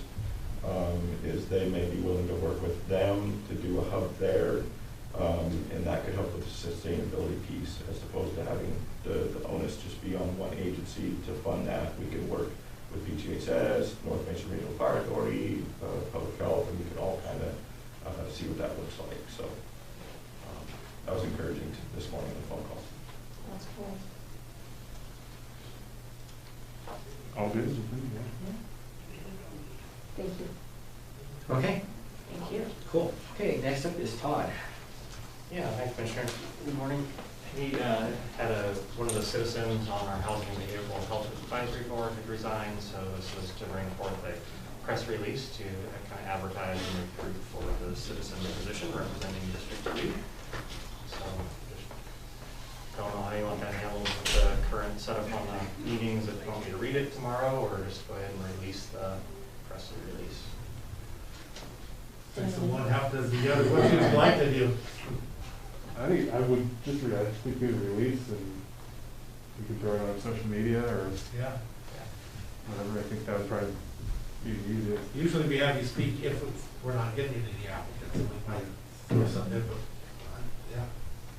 So just release it, and then if we need to do another little campaign, we'll Yeah. up the efforts. Okay. Sounds good, well, thank you. Okay, now I'm going to put on my Cal hat. Okay, just to be clear too, for Lydia's too, we're gonna put those on next week, correct? Correct. Right, not tomorrow. Okay, Cal asked me to brief this. And it's a news release for one open seat on the Planning Advisory Commission. We had 7, we were full up, and now we're not. So we are seeking an application again. One open seat at large. Application will be considered from all 3 Mason County Commissioner districts. Didn't we just appoint? I thought we just did the We appointed for 3 positions. And we filled, and apparently one has already stepped out. So one of the 3 we just appointed? I don't know if one of the 3 was appointed, so I just got this from Cal. Because the last, we did the at-large, so Yeah. must have been the at-large then. Was it Timothy? I'll have to find out. Okay, because obviously we appointed the large. So Kel's out. Actually, you know that's pretty cool. Yeah. Just say. So, and I will double check on this, but she wanted me to make sure I briefed this morning. And then we could. If that's the case, I mean, we had 5 people we interviewed. I mean, can we just revisit that and see if they're. Did you ever contact them? I did talk to Darren, and he was interested in tip cap, but I mean, I assume if we're okay with. Yeah. He would probably jump at this, so. Okay. What I'll do is once Kel gets back, we'll double check, and then I'll get back with the commission, through other channels. We'll figure it out. Okay. Okay.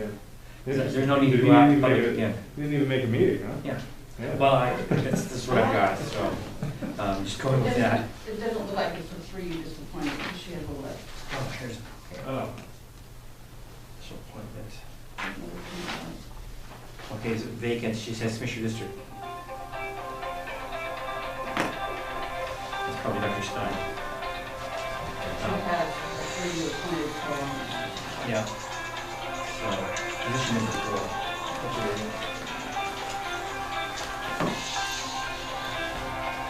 Well, I'm still okay, even if it is, appoint that one at large. Yeah. Are you saying, Darren? Yeah. Because we put them on our calendar. When is their meeting? Next Monday night. Do we want to do it for? Tomorrow? Yeah. That's fine. Could you add it for tomorrow, please? Okay, Darren Holland to the top. And then I'll let them know. I was gonna say, we probably should Hey, Diane, before you, I'll do that right away. Okay, So sure. before you update the agenda. Oh, just to make sure. Just double check. Yeah. See if we make sure he's still interested. Right. Yeah. I'll break Loretta's heart on tip cap, but that's okay. Right. Okay. And then if you just shoot me a note. Yeah. Great. Okay, next, request for variance, which as of Friday is no longer considered a variance. It's a request for movement. So I can't work from Secretary Musa. So this is actually not quite the latest issue. So I've updated data this morning. We'll be finishing up some more data this afternoon. And then you're gonna change the base on state. And yes, I've already got that change made. I just haven't published it yet. So. Okay. So here we are, moving to phase 3. Inputted new data over the weekend, and we did get a letter from Dr. Stein over the weekend, so that's good to go. So we've got the letter from Dr. Stein, letter from the hospital. I pulled the hospital's data from Wa Health, which alleviated Dr. Gushie from having to go back and do that. So on page 2, metrics will have changed as of This one was, the latest was June 4th. I now have June 10th in the document. We're still green on everything. Actually, we turned, if anything, greener over the weekend. Time has worked in our favor. So our empty curves look good. Went through the document line by line and adjusted all of my narratives, application narratives, so they align exactly with the application process that we got from Secretary Wiesman. I did email him on Friday, and you saw the response to that this morning, that he's thinking that June Wow. June That's a lot 19th is right not now. outside the realm of possibility for getting our approval done. And with the input of the nurses over Friday afternoon, we got those pieces done, so the application is complete. I will fine tune some of the data this afternoon to make sure that there are no changes on from the DOH website versus what we have. And then the Mason County plan, which is towards the back of the document, is also essentially the cover letter to Secretary Wiesman.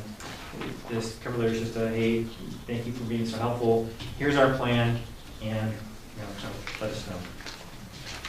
So, and then I finish up with more hospital data taken directly from DOH's website, which collaborates with all of the data that we've put in from our own data. So we're showing that everything meshes and should be good to go. So I guess all that's left is any talk around timeline. So you still have the 48 hours, right? Right.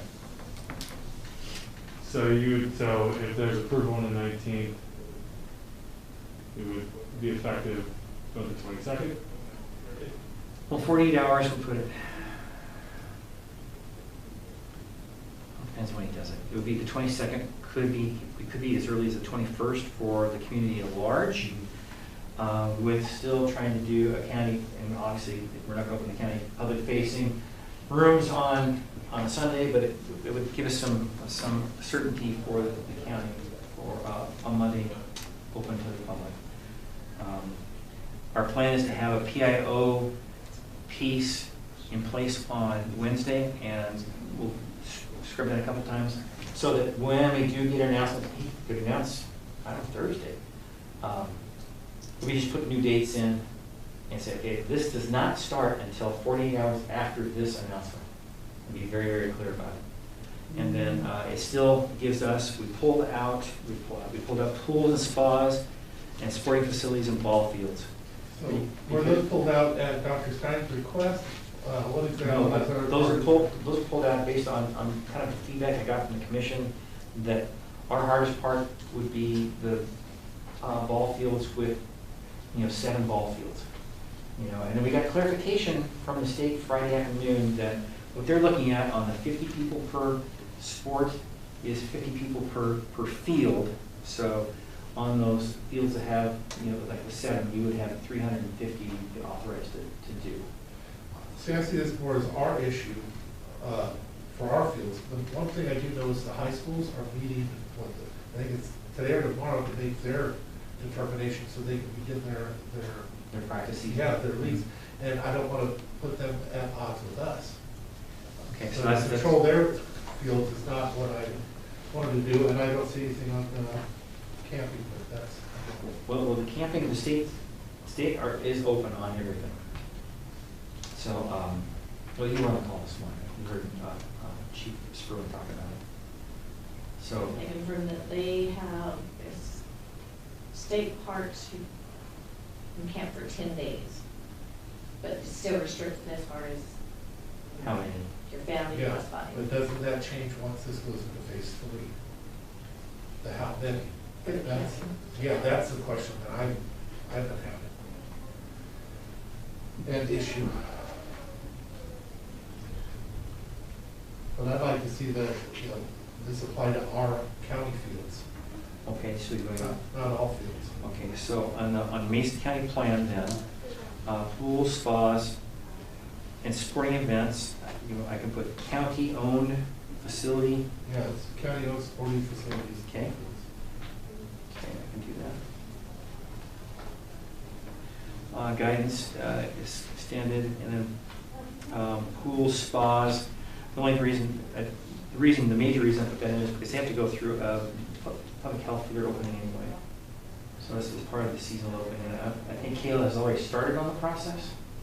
I was gonna say, could you set it up so that we have a meeting, so that we can pass that as soon as we have all the abilities to do that? The reason why is you've got a lot of homeowners associations that have pools. Okay, so if they're not really at risk, you know, I it can is put it- outside, it is. I put on the briefing for Monday for,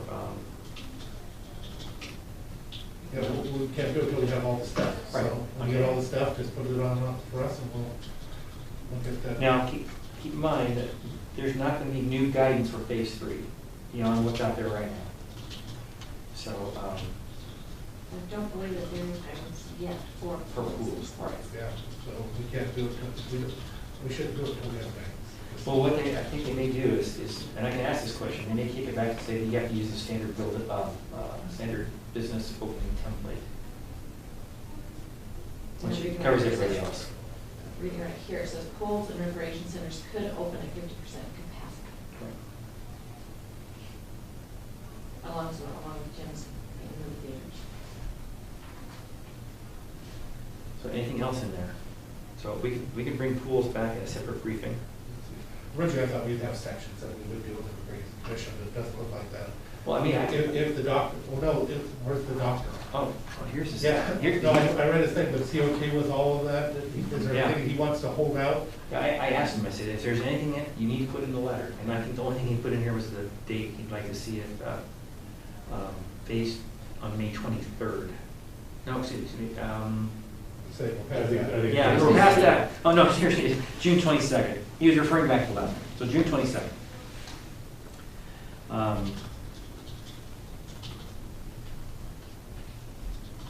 And then he says we'll be relying on guidance for business openings as defined by the state. Commissioner, just on the ball fields, would this prohibit their use or limit their use?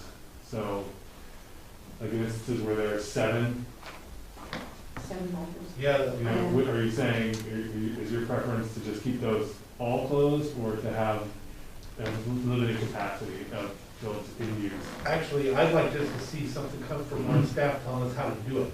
Because the problem that we had, like, I'm using North Mason's field as an example, you have a hub right there where 1, 2, 3, 4 fields are right back to back with each other, to where they use the same piece of concrete that's not that much bigger than what we have here. Okay. Yeah, pretty similar at NCRA too. Yeah. Right. And that's the only thing I worry about. And that was Ross's concern as well. Yeah, and that's where we got to a circle with Ross, so I'd just like to see us create whatever our guideline is before we open that, that's all. Okay, well, I'll add that to this, and then we can certainly brief that once this goes through.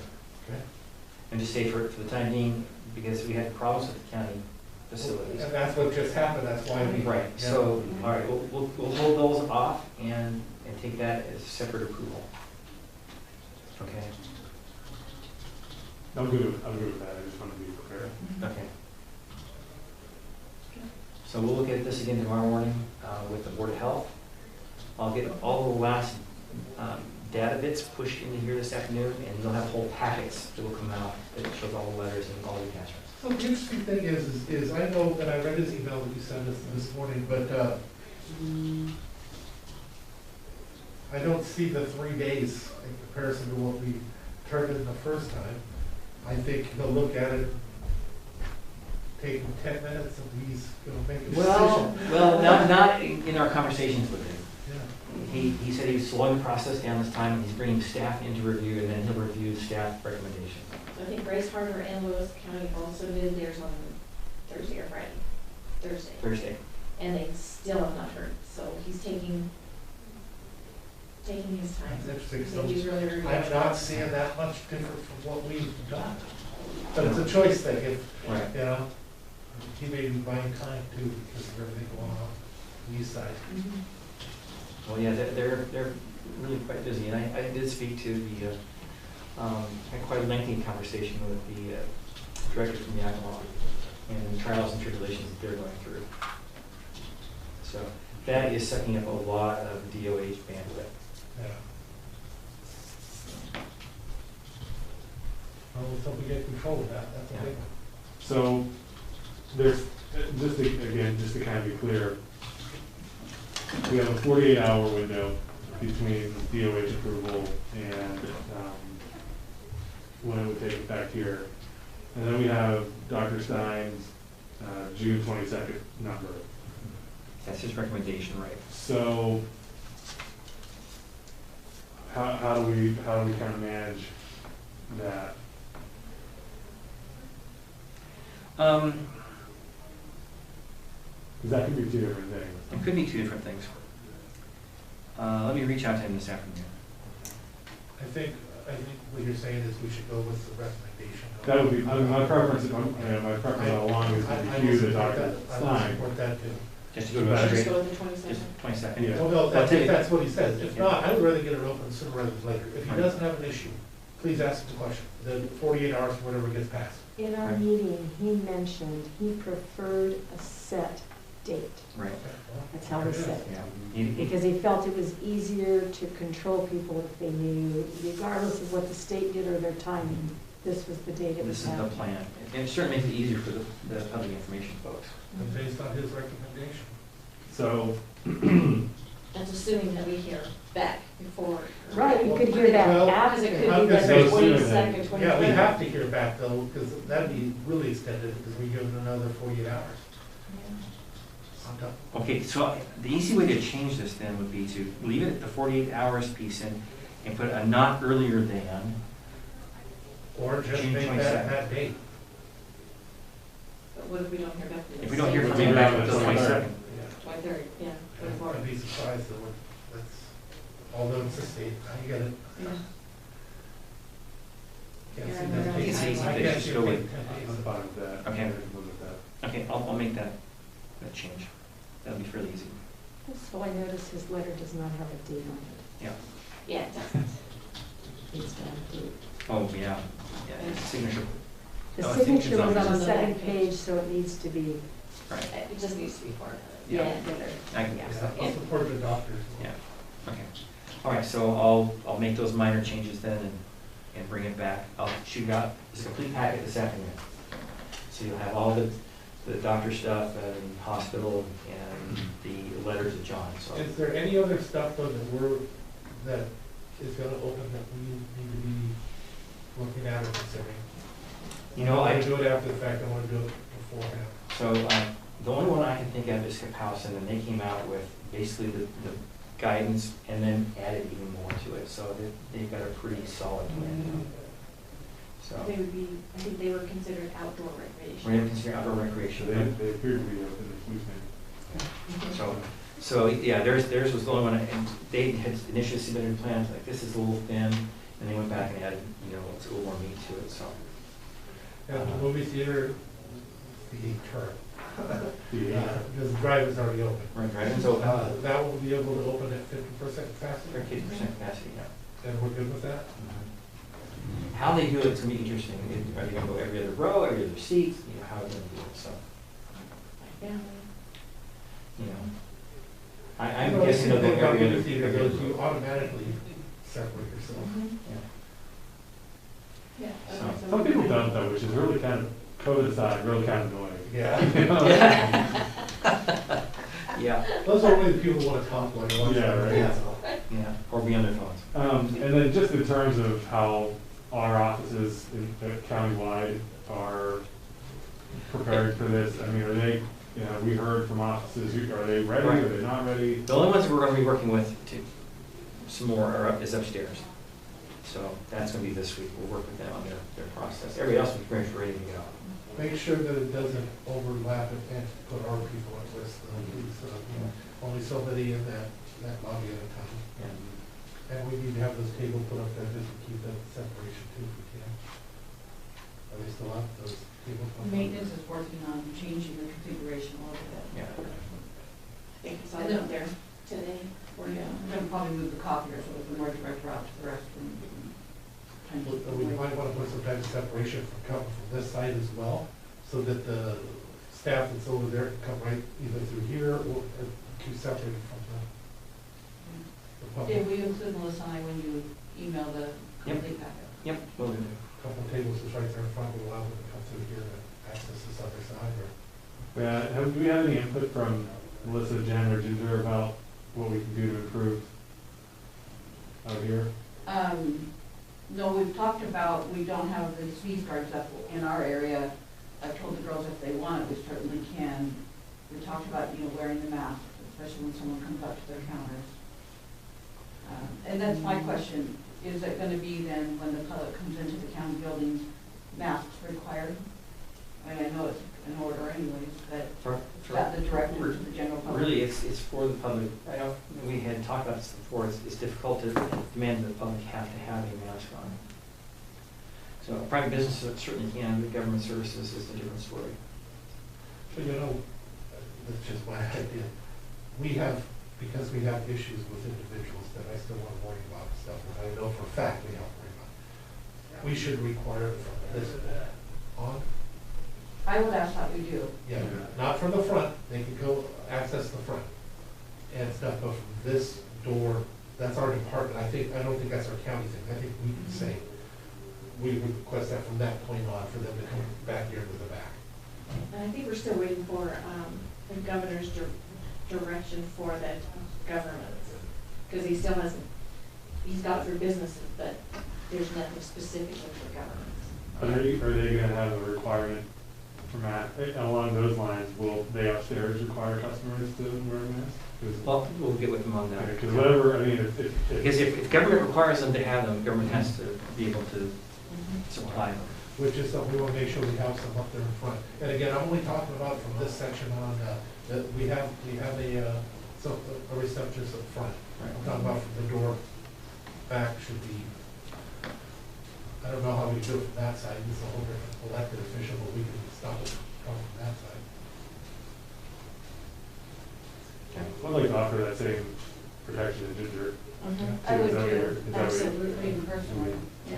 And She probably would be more essentially. But for there, we can get a shield up there, that's. We'd have a shield there, that's what I thought. Okay, so we're good but there. it's only as good as it is, I mean, Yeah. everybody knows that. We're not gonna protect everything, but the shield, we don't have the shields here and try and hang them up with them. Yeah, so for sure a mask in the back, we don't have a shield, but even up front, I know if I ask anyone to come in from the public, I'm gonna ask that they wear a mask. See, I think when they come in, you're gonna need to let them in first and then give them a mask. And we did buy a box of 50 just in our office to offer to people if they don't bring in a mask. And I think Kelly's gonna order more. Because we won't even put reports. And it would be good to have something just out there so that people can just grab it. Are you talking these? Yeah, just the surgical. Yeah. Yeah, anyway, it would be my preference to treat Ginger's spot like we would the others. Require masks if you're going to interact with our receptionist. You don't need it if you're not going to go to the receptionist. Yeah, my thing is when they come in, they need to have to get a mask before they come in the door. Which is not uncommon anymore. I think it's only courteous to staff to be like everybody else and ask that you wear a mask. Not everybody will, we know that, but if we have them available to offer. But we're gonna have to for everybody because that's gonna be the whole area. That's what I'm saying. That's the difference between having that shoe and being the receptionist up front. I got no problem with it. I'm not sure that that's gonna be doable. So the other thing is the Open Public Meetings Act. We've got to get clarification on that, so. So far, 17th. Yeah. So, Diane, you might know that, I don't know if anybody knows at this point, but are we then in phase 3 limited in the capacity in here too for the public? You still have to achieve your distance. So was it 25% or 50%? It's 50%. Or 6 feet. It's 6 feet, so it'll be way less than Yeah, that. we won't be able to- So do we know how we're gonna handle? My intent is to still ask people, not to come and to watch it via live stream, because we do have to achieve the distancing. And then, of course, we'll still have it in the lobby if that allows a few more people to distance. We'll make sure the chairs, as they pretty much are, I think, stay distanced. Yeah. I'm hoping just people take it on their own public, their self, to know. Doesn't mean we're over this, so don't expose yourself if you don't have to. So what would be the limit on people in this room? Because we have to count towards that. Well, the way it's written is at 50% of fire marshal Fire rated marshal. capacity. You might get 12. Yeah. You know, that's what the 6 feet, I'm just going by the 6 feet asphalt, Yeah. you might get 12. Yeah, 3 out in the lobby, you can probably do it. Yeah. Except for when you start getting people from upstairs, meet down here before people out up there, and that's gonna be that. Typically, they meet out in the, Yeah. not in this area here, it's out in the lake upstairs before they go upstairs. Or That's outside. even Or smaller. outside. Yeah, they have to be outside. Yeah, they have been meeting with people outside. Right. If the Right, they've been weather's- going to get the them, weather so- permitting. So they actually have an app that they're starting to use, and we're talking about their app, so, yeah. Are we gonna require them to come in wearing a mask in here? Yeah, I think it is required. In the commission, or in the court If- chambers? If you look at online, it says that you should. At the workplace, it's required that employees wear them. Employees. Yeah, It's not- but there's a. It does I not haven't require seen the it. public to. Yeah, I've not It's seen not it for the required public, for the and that's what I'm public. saying, and, and it's different too when you're doing testimony or that, I don't know.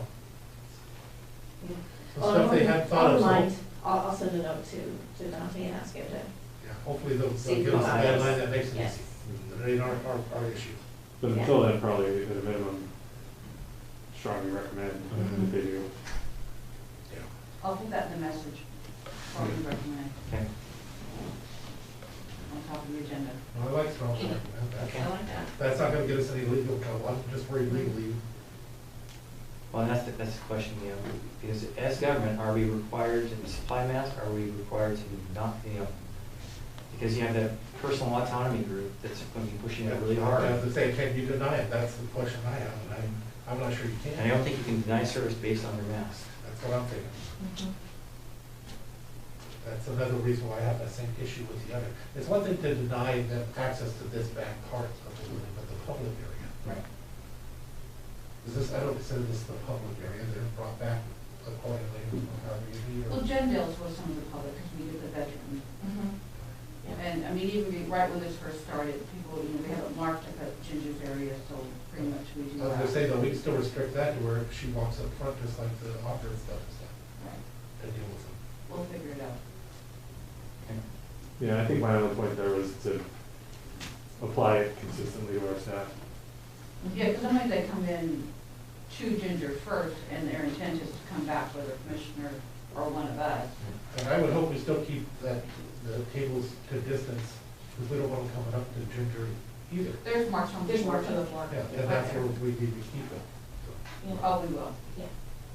Yeah, I think those are bolted into the ground. Yeah. They'll be there forever. Meant to triple.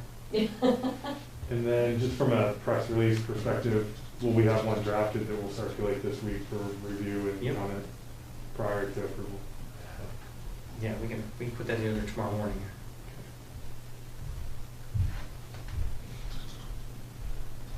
I'm studying up the note to Dante to see if he released anything Yeah, that's pretty cool name. yet. Right?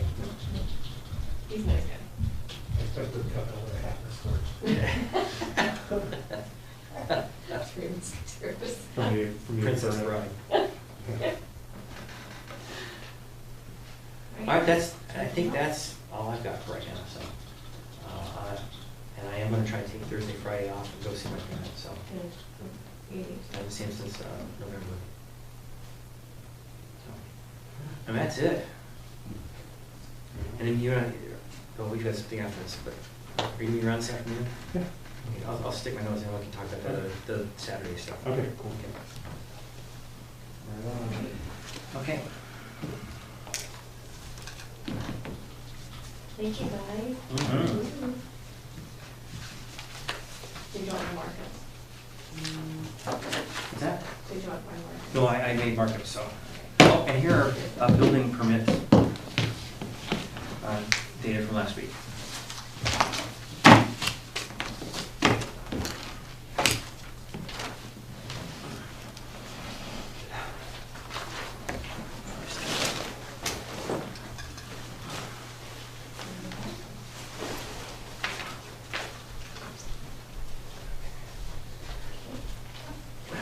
You want to put it right here? No. So we'll- I'll go right around. Okay.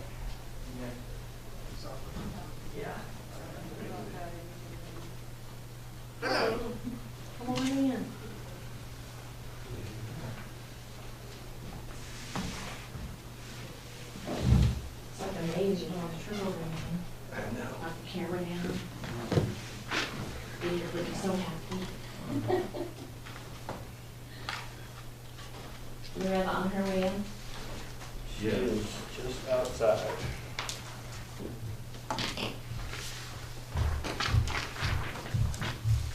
All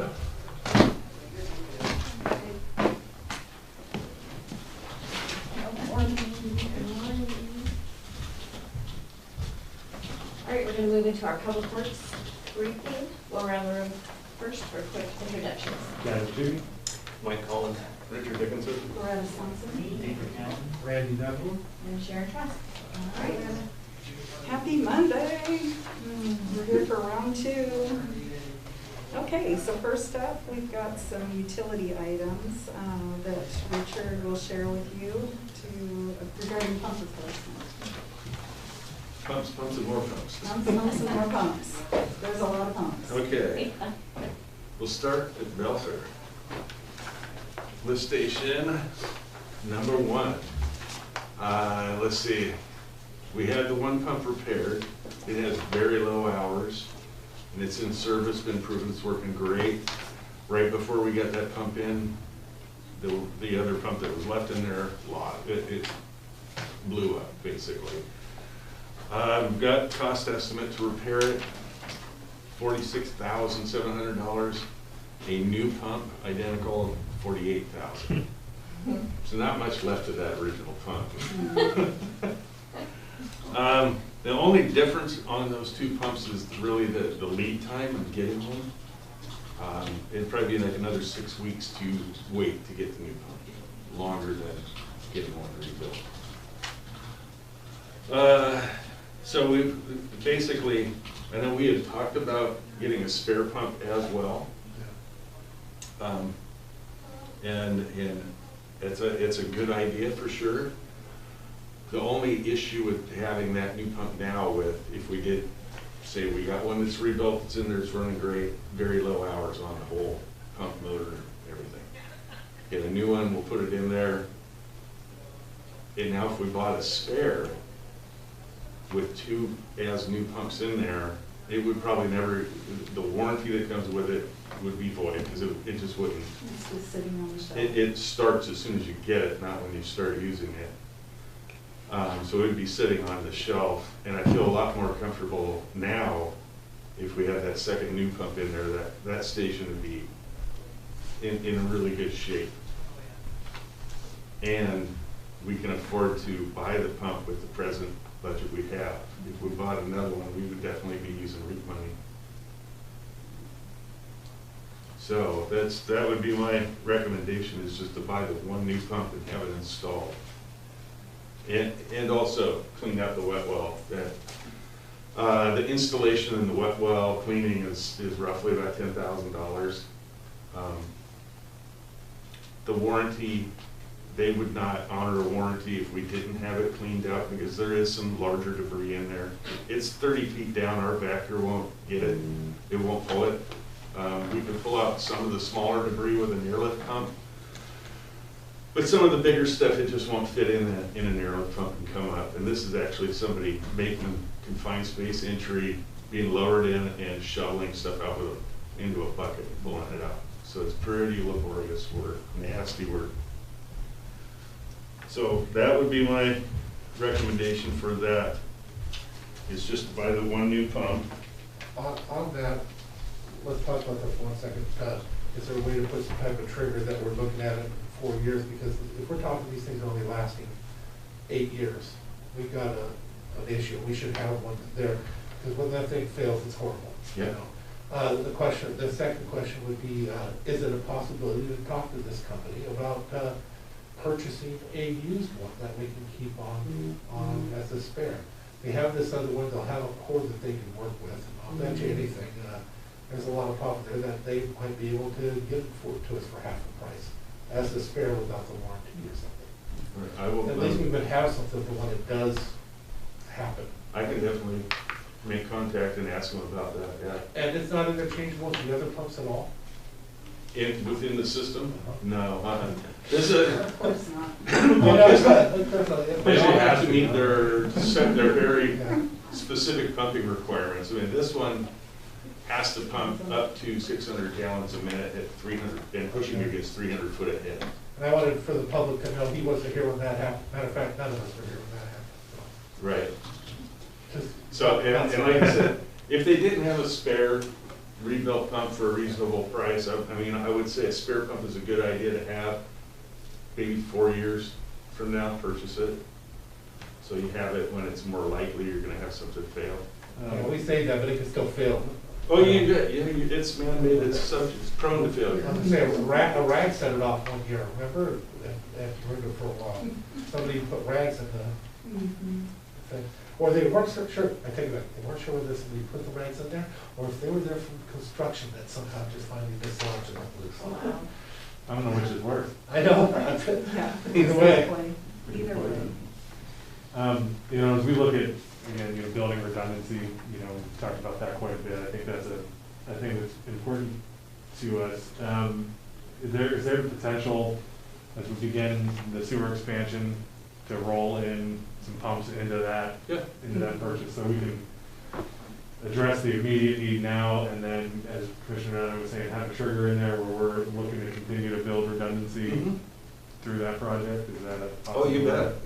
And that's where we're going through every system within Belfair, just to flesh out what any deficiencies, what are deficient, how can we bring this up to speed when there's an opportunity to, you know, use very, very, very low interest money.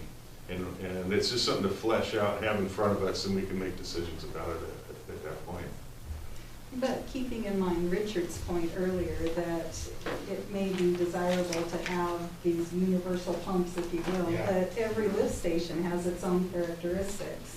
And so while that may be okay, and maybe there are a couple of locations where we can have a similar pump, each station's going to have its own unique needs, and most likely will have a unique pump that's necessary for its station. So, but we will absolutely look where we can to have the redundancies and backup. And the idea of picking up these used ones if possible, it's smart to look at for our whole systems, for all the systems. Oh, yeah. So that we have them. It's just, you know, when you don't, that's, we were running pretty close there on this one could have been really bad. It was like 2 days. Yeah. Day or two before we got that one back. Yeah. I mean, That's And why one I of say you called it too. You said it'll probably blow up before we get that one back. It was right there. There it was, the change. So don't say that stuff We anymore. don't, no more of No more that. Nostradamus stuff. Yeah. We don't want none of that. No more of that. Okay. We're done with Belfair. We'll go to Russellwood. And I have some information for you guys.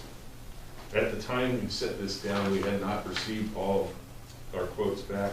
We'd had only the one. And since then, I received another one back. Yeah. And they require just a little explanation.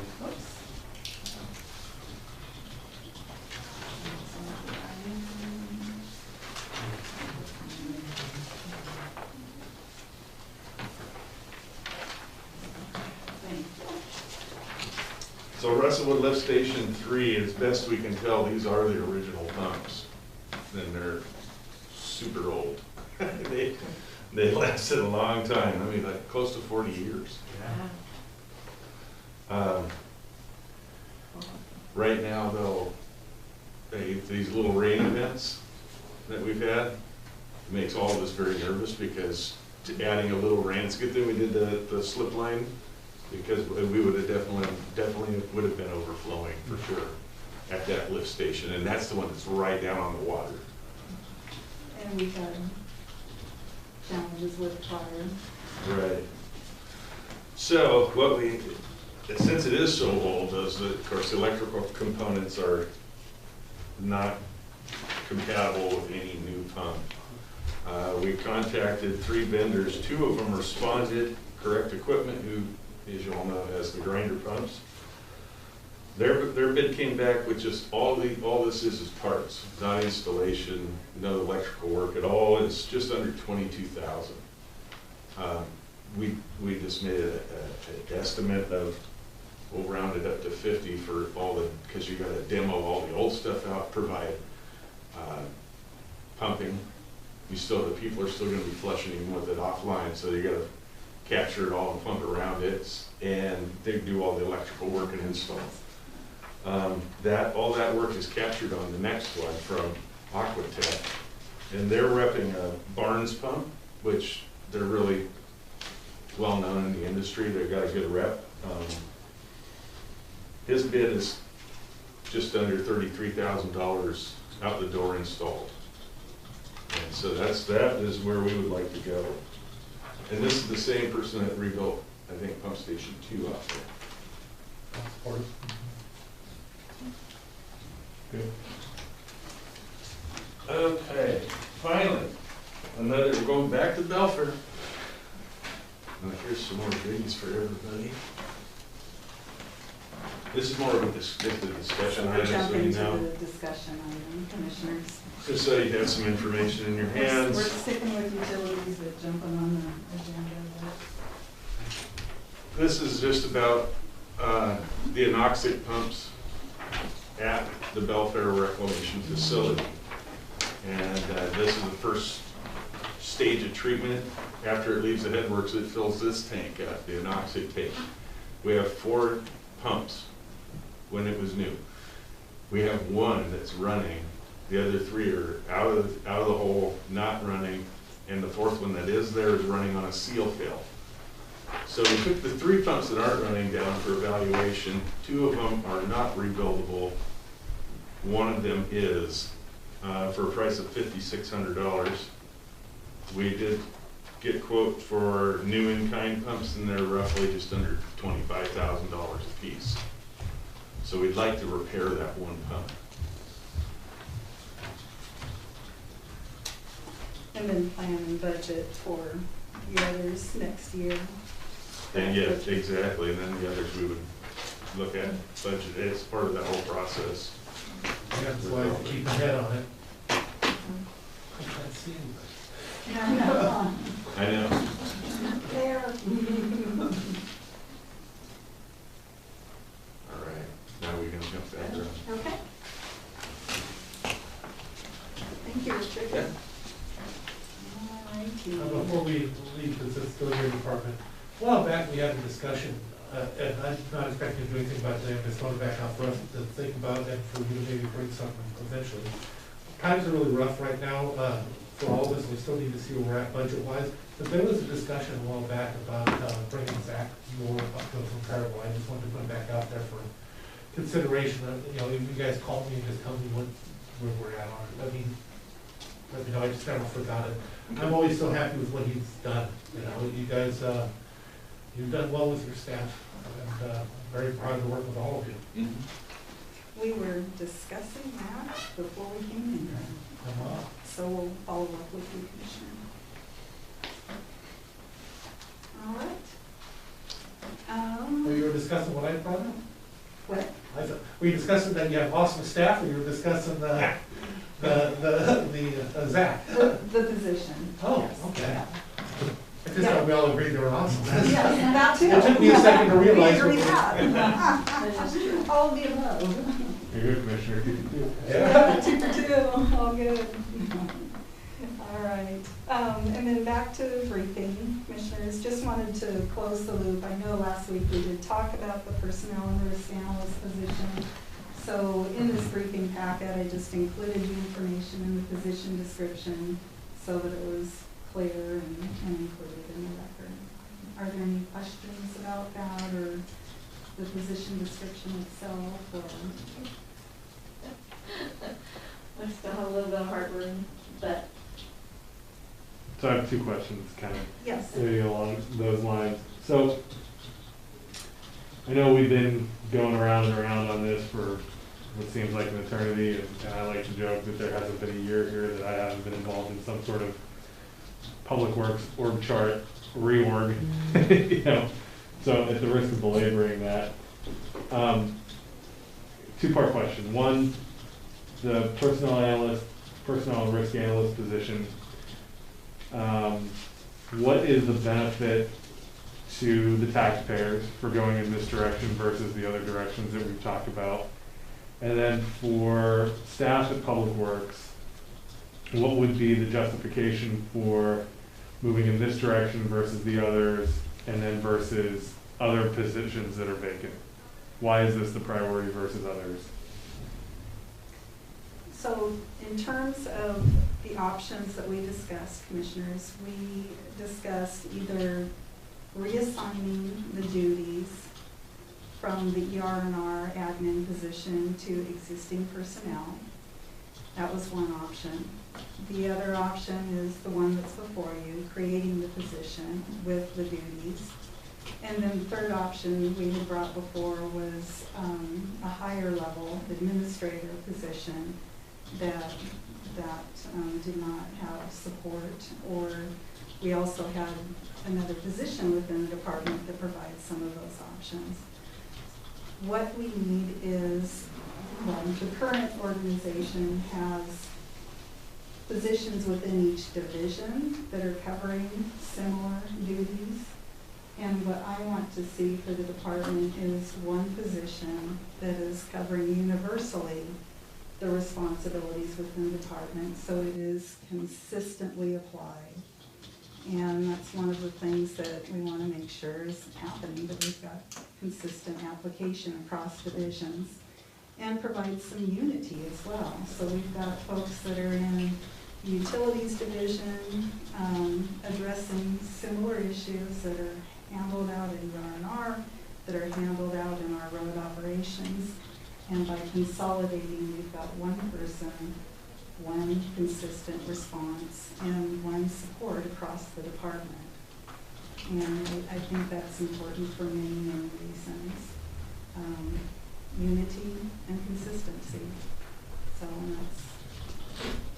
that's the purpose for proposing that, and in my mind, the benefit to the taxpayer. We want to make sure that we are not only, and then the other piece is being consistent, not alone in the department, but also consistent with how we're applying and coordinating and working with other departments as well. So are we taking the same measures? Are we responding in the same way as other departments? And that's very important to me as well. So what you're saying, just so I'm clear for myself, as the guy that's received a lot of those phone calls, you're thinking this will fix some of that divide between the departments and help bring them together? I do. I expect this position to be a primary go-to besides and working collaboratively and collectively with the other departments and making sure that we're applying consistently across the board. And if we go this route, there's still a net reduction in cost, correct? There is, yes. We established that last time. How much was that? We were at 7, so we're at. It looks like 50. That's what I thought, yeah. 51, 5,200. Yeah. That's good enough. That's what I thought too. I'm sorry, 52,000. Yeah, that's what I thought. Yeah, not 5,200. 5,400 on the. On the one position. Yeah, and then 47,820 reduction in the ER and R fund. Correct. So could I just ask that positions are prioritized as far as hiring? Like hire the finance person first? I think that's. Absolutely, yes. Unless they don't apply. What's that? Unless they don't apply. Yeah, because I think you absolutely need that finance person, right? Most definitely.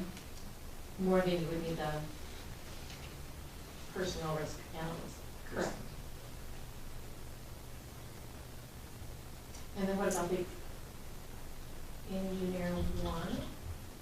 Would you need that person? I mean, you know your department better than I do, for sure.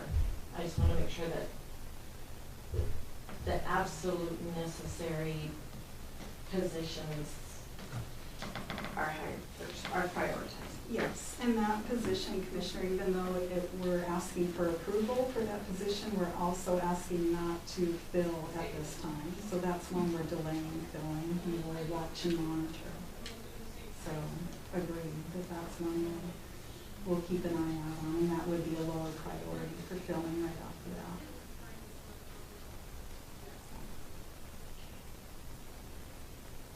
Thank you. All right, thank you, Commissioners.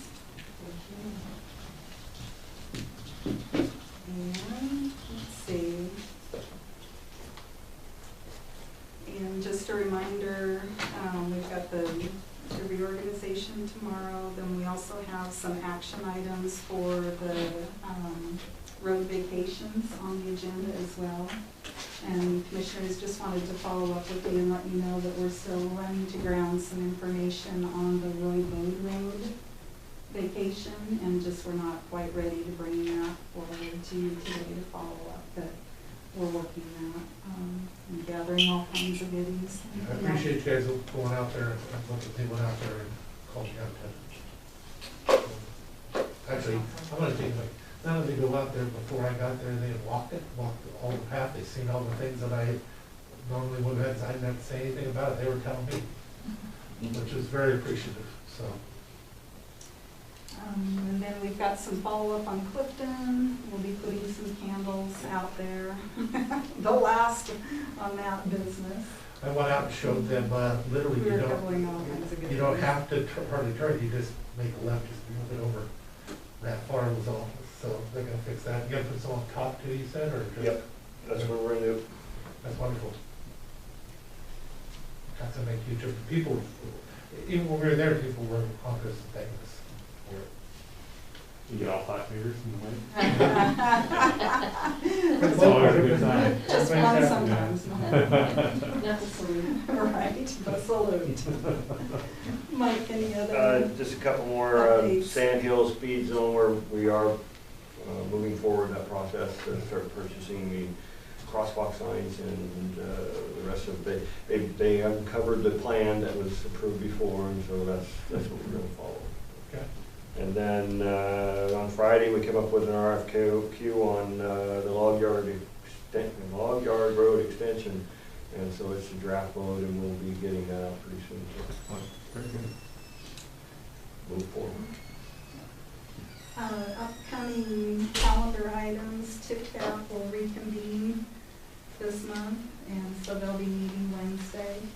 And then we also have a Zoom meeting with DOT coming up on freight corridor. So we'll follow up with you on that and let you know what shakes out of that meeting. Any other calendar items? No. Okay. How's the road crew doing? What's that? How's the road crew doing? Are they doing all right? They're doing good. Yeah. Yep, they're all excited. On Wednesday, we're having contact come down to show us, give us a walkthrough to put that pipe together at the yard. And so we're gonna actually, instead of just him telling us, we're actually gonna have the crew come in and put it together, a portion of it together. Yeah. And so we'll be well-trained and confident about when we get out to digging on July 6th. So. Excellent. Good deal. Sides of the roads are looking really good too. My- Nice that the grass is not taller than me. Yeah, exactly. My son, it's funny how it works. I got another son now that is moving into Loretta Drive. And so we took the back way and went through to Grace Harbor. And it was funny, he started complaining about my roads. And it's like, wait a minute, it's not my roads, you're at Grace Harbor now, that's there. You can sure tell the difference so once you cross this line. And I've always loved that about ours. We're really good at direct too. Nope, they've done a real good job over the years. I told him I'd get him the number for the commissioner over there. There you go. Loretta, or Mike even, any contact with Evan Tozier? No. Okay. No. Evan, yes. And then I need to get a list of contacts for you as well. Thank you. And then the other thing, we do have the letter, the flow control letter. And reviewed that with Tim Whitehead. And so if this looks all right with commissioners, we will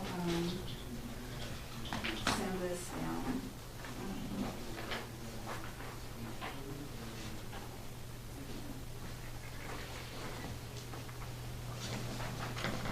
forgetting one more utility item. That's it. I'm good with it. That's it, that's kind of like Kevin to get me straight on that.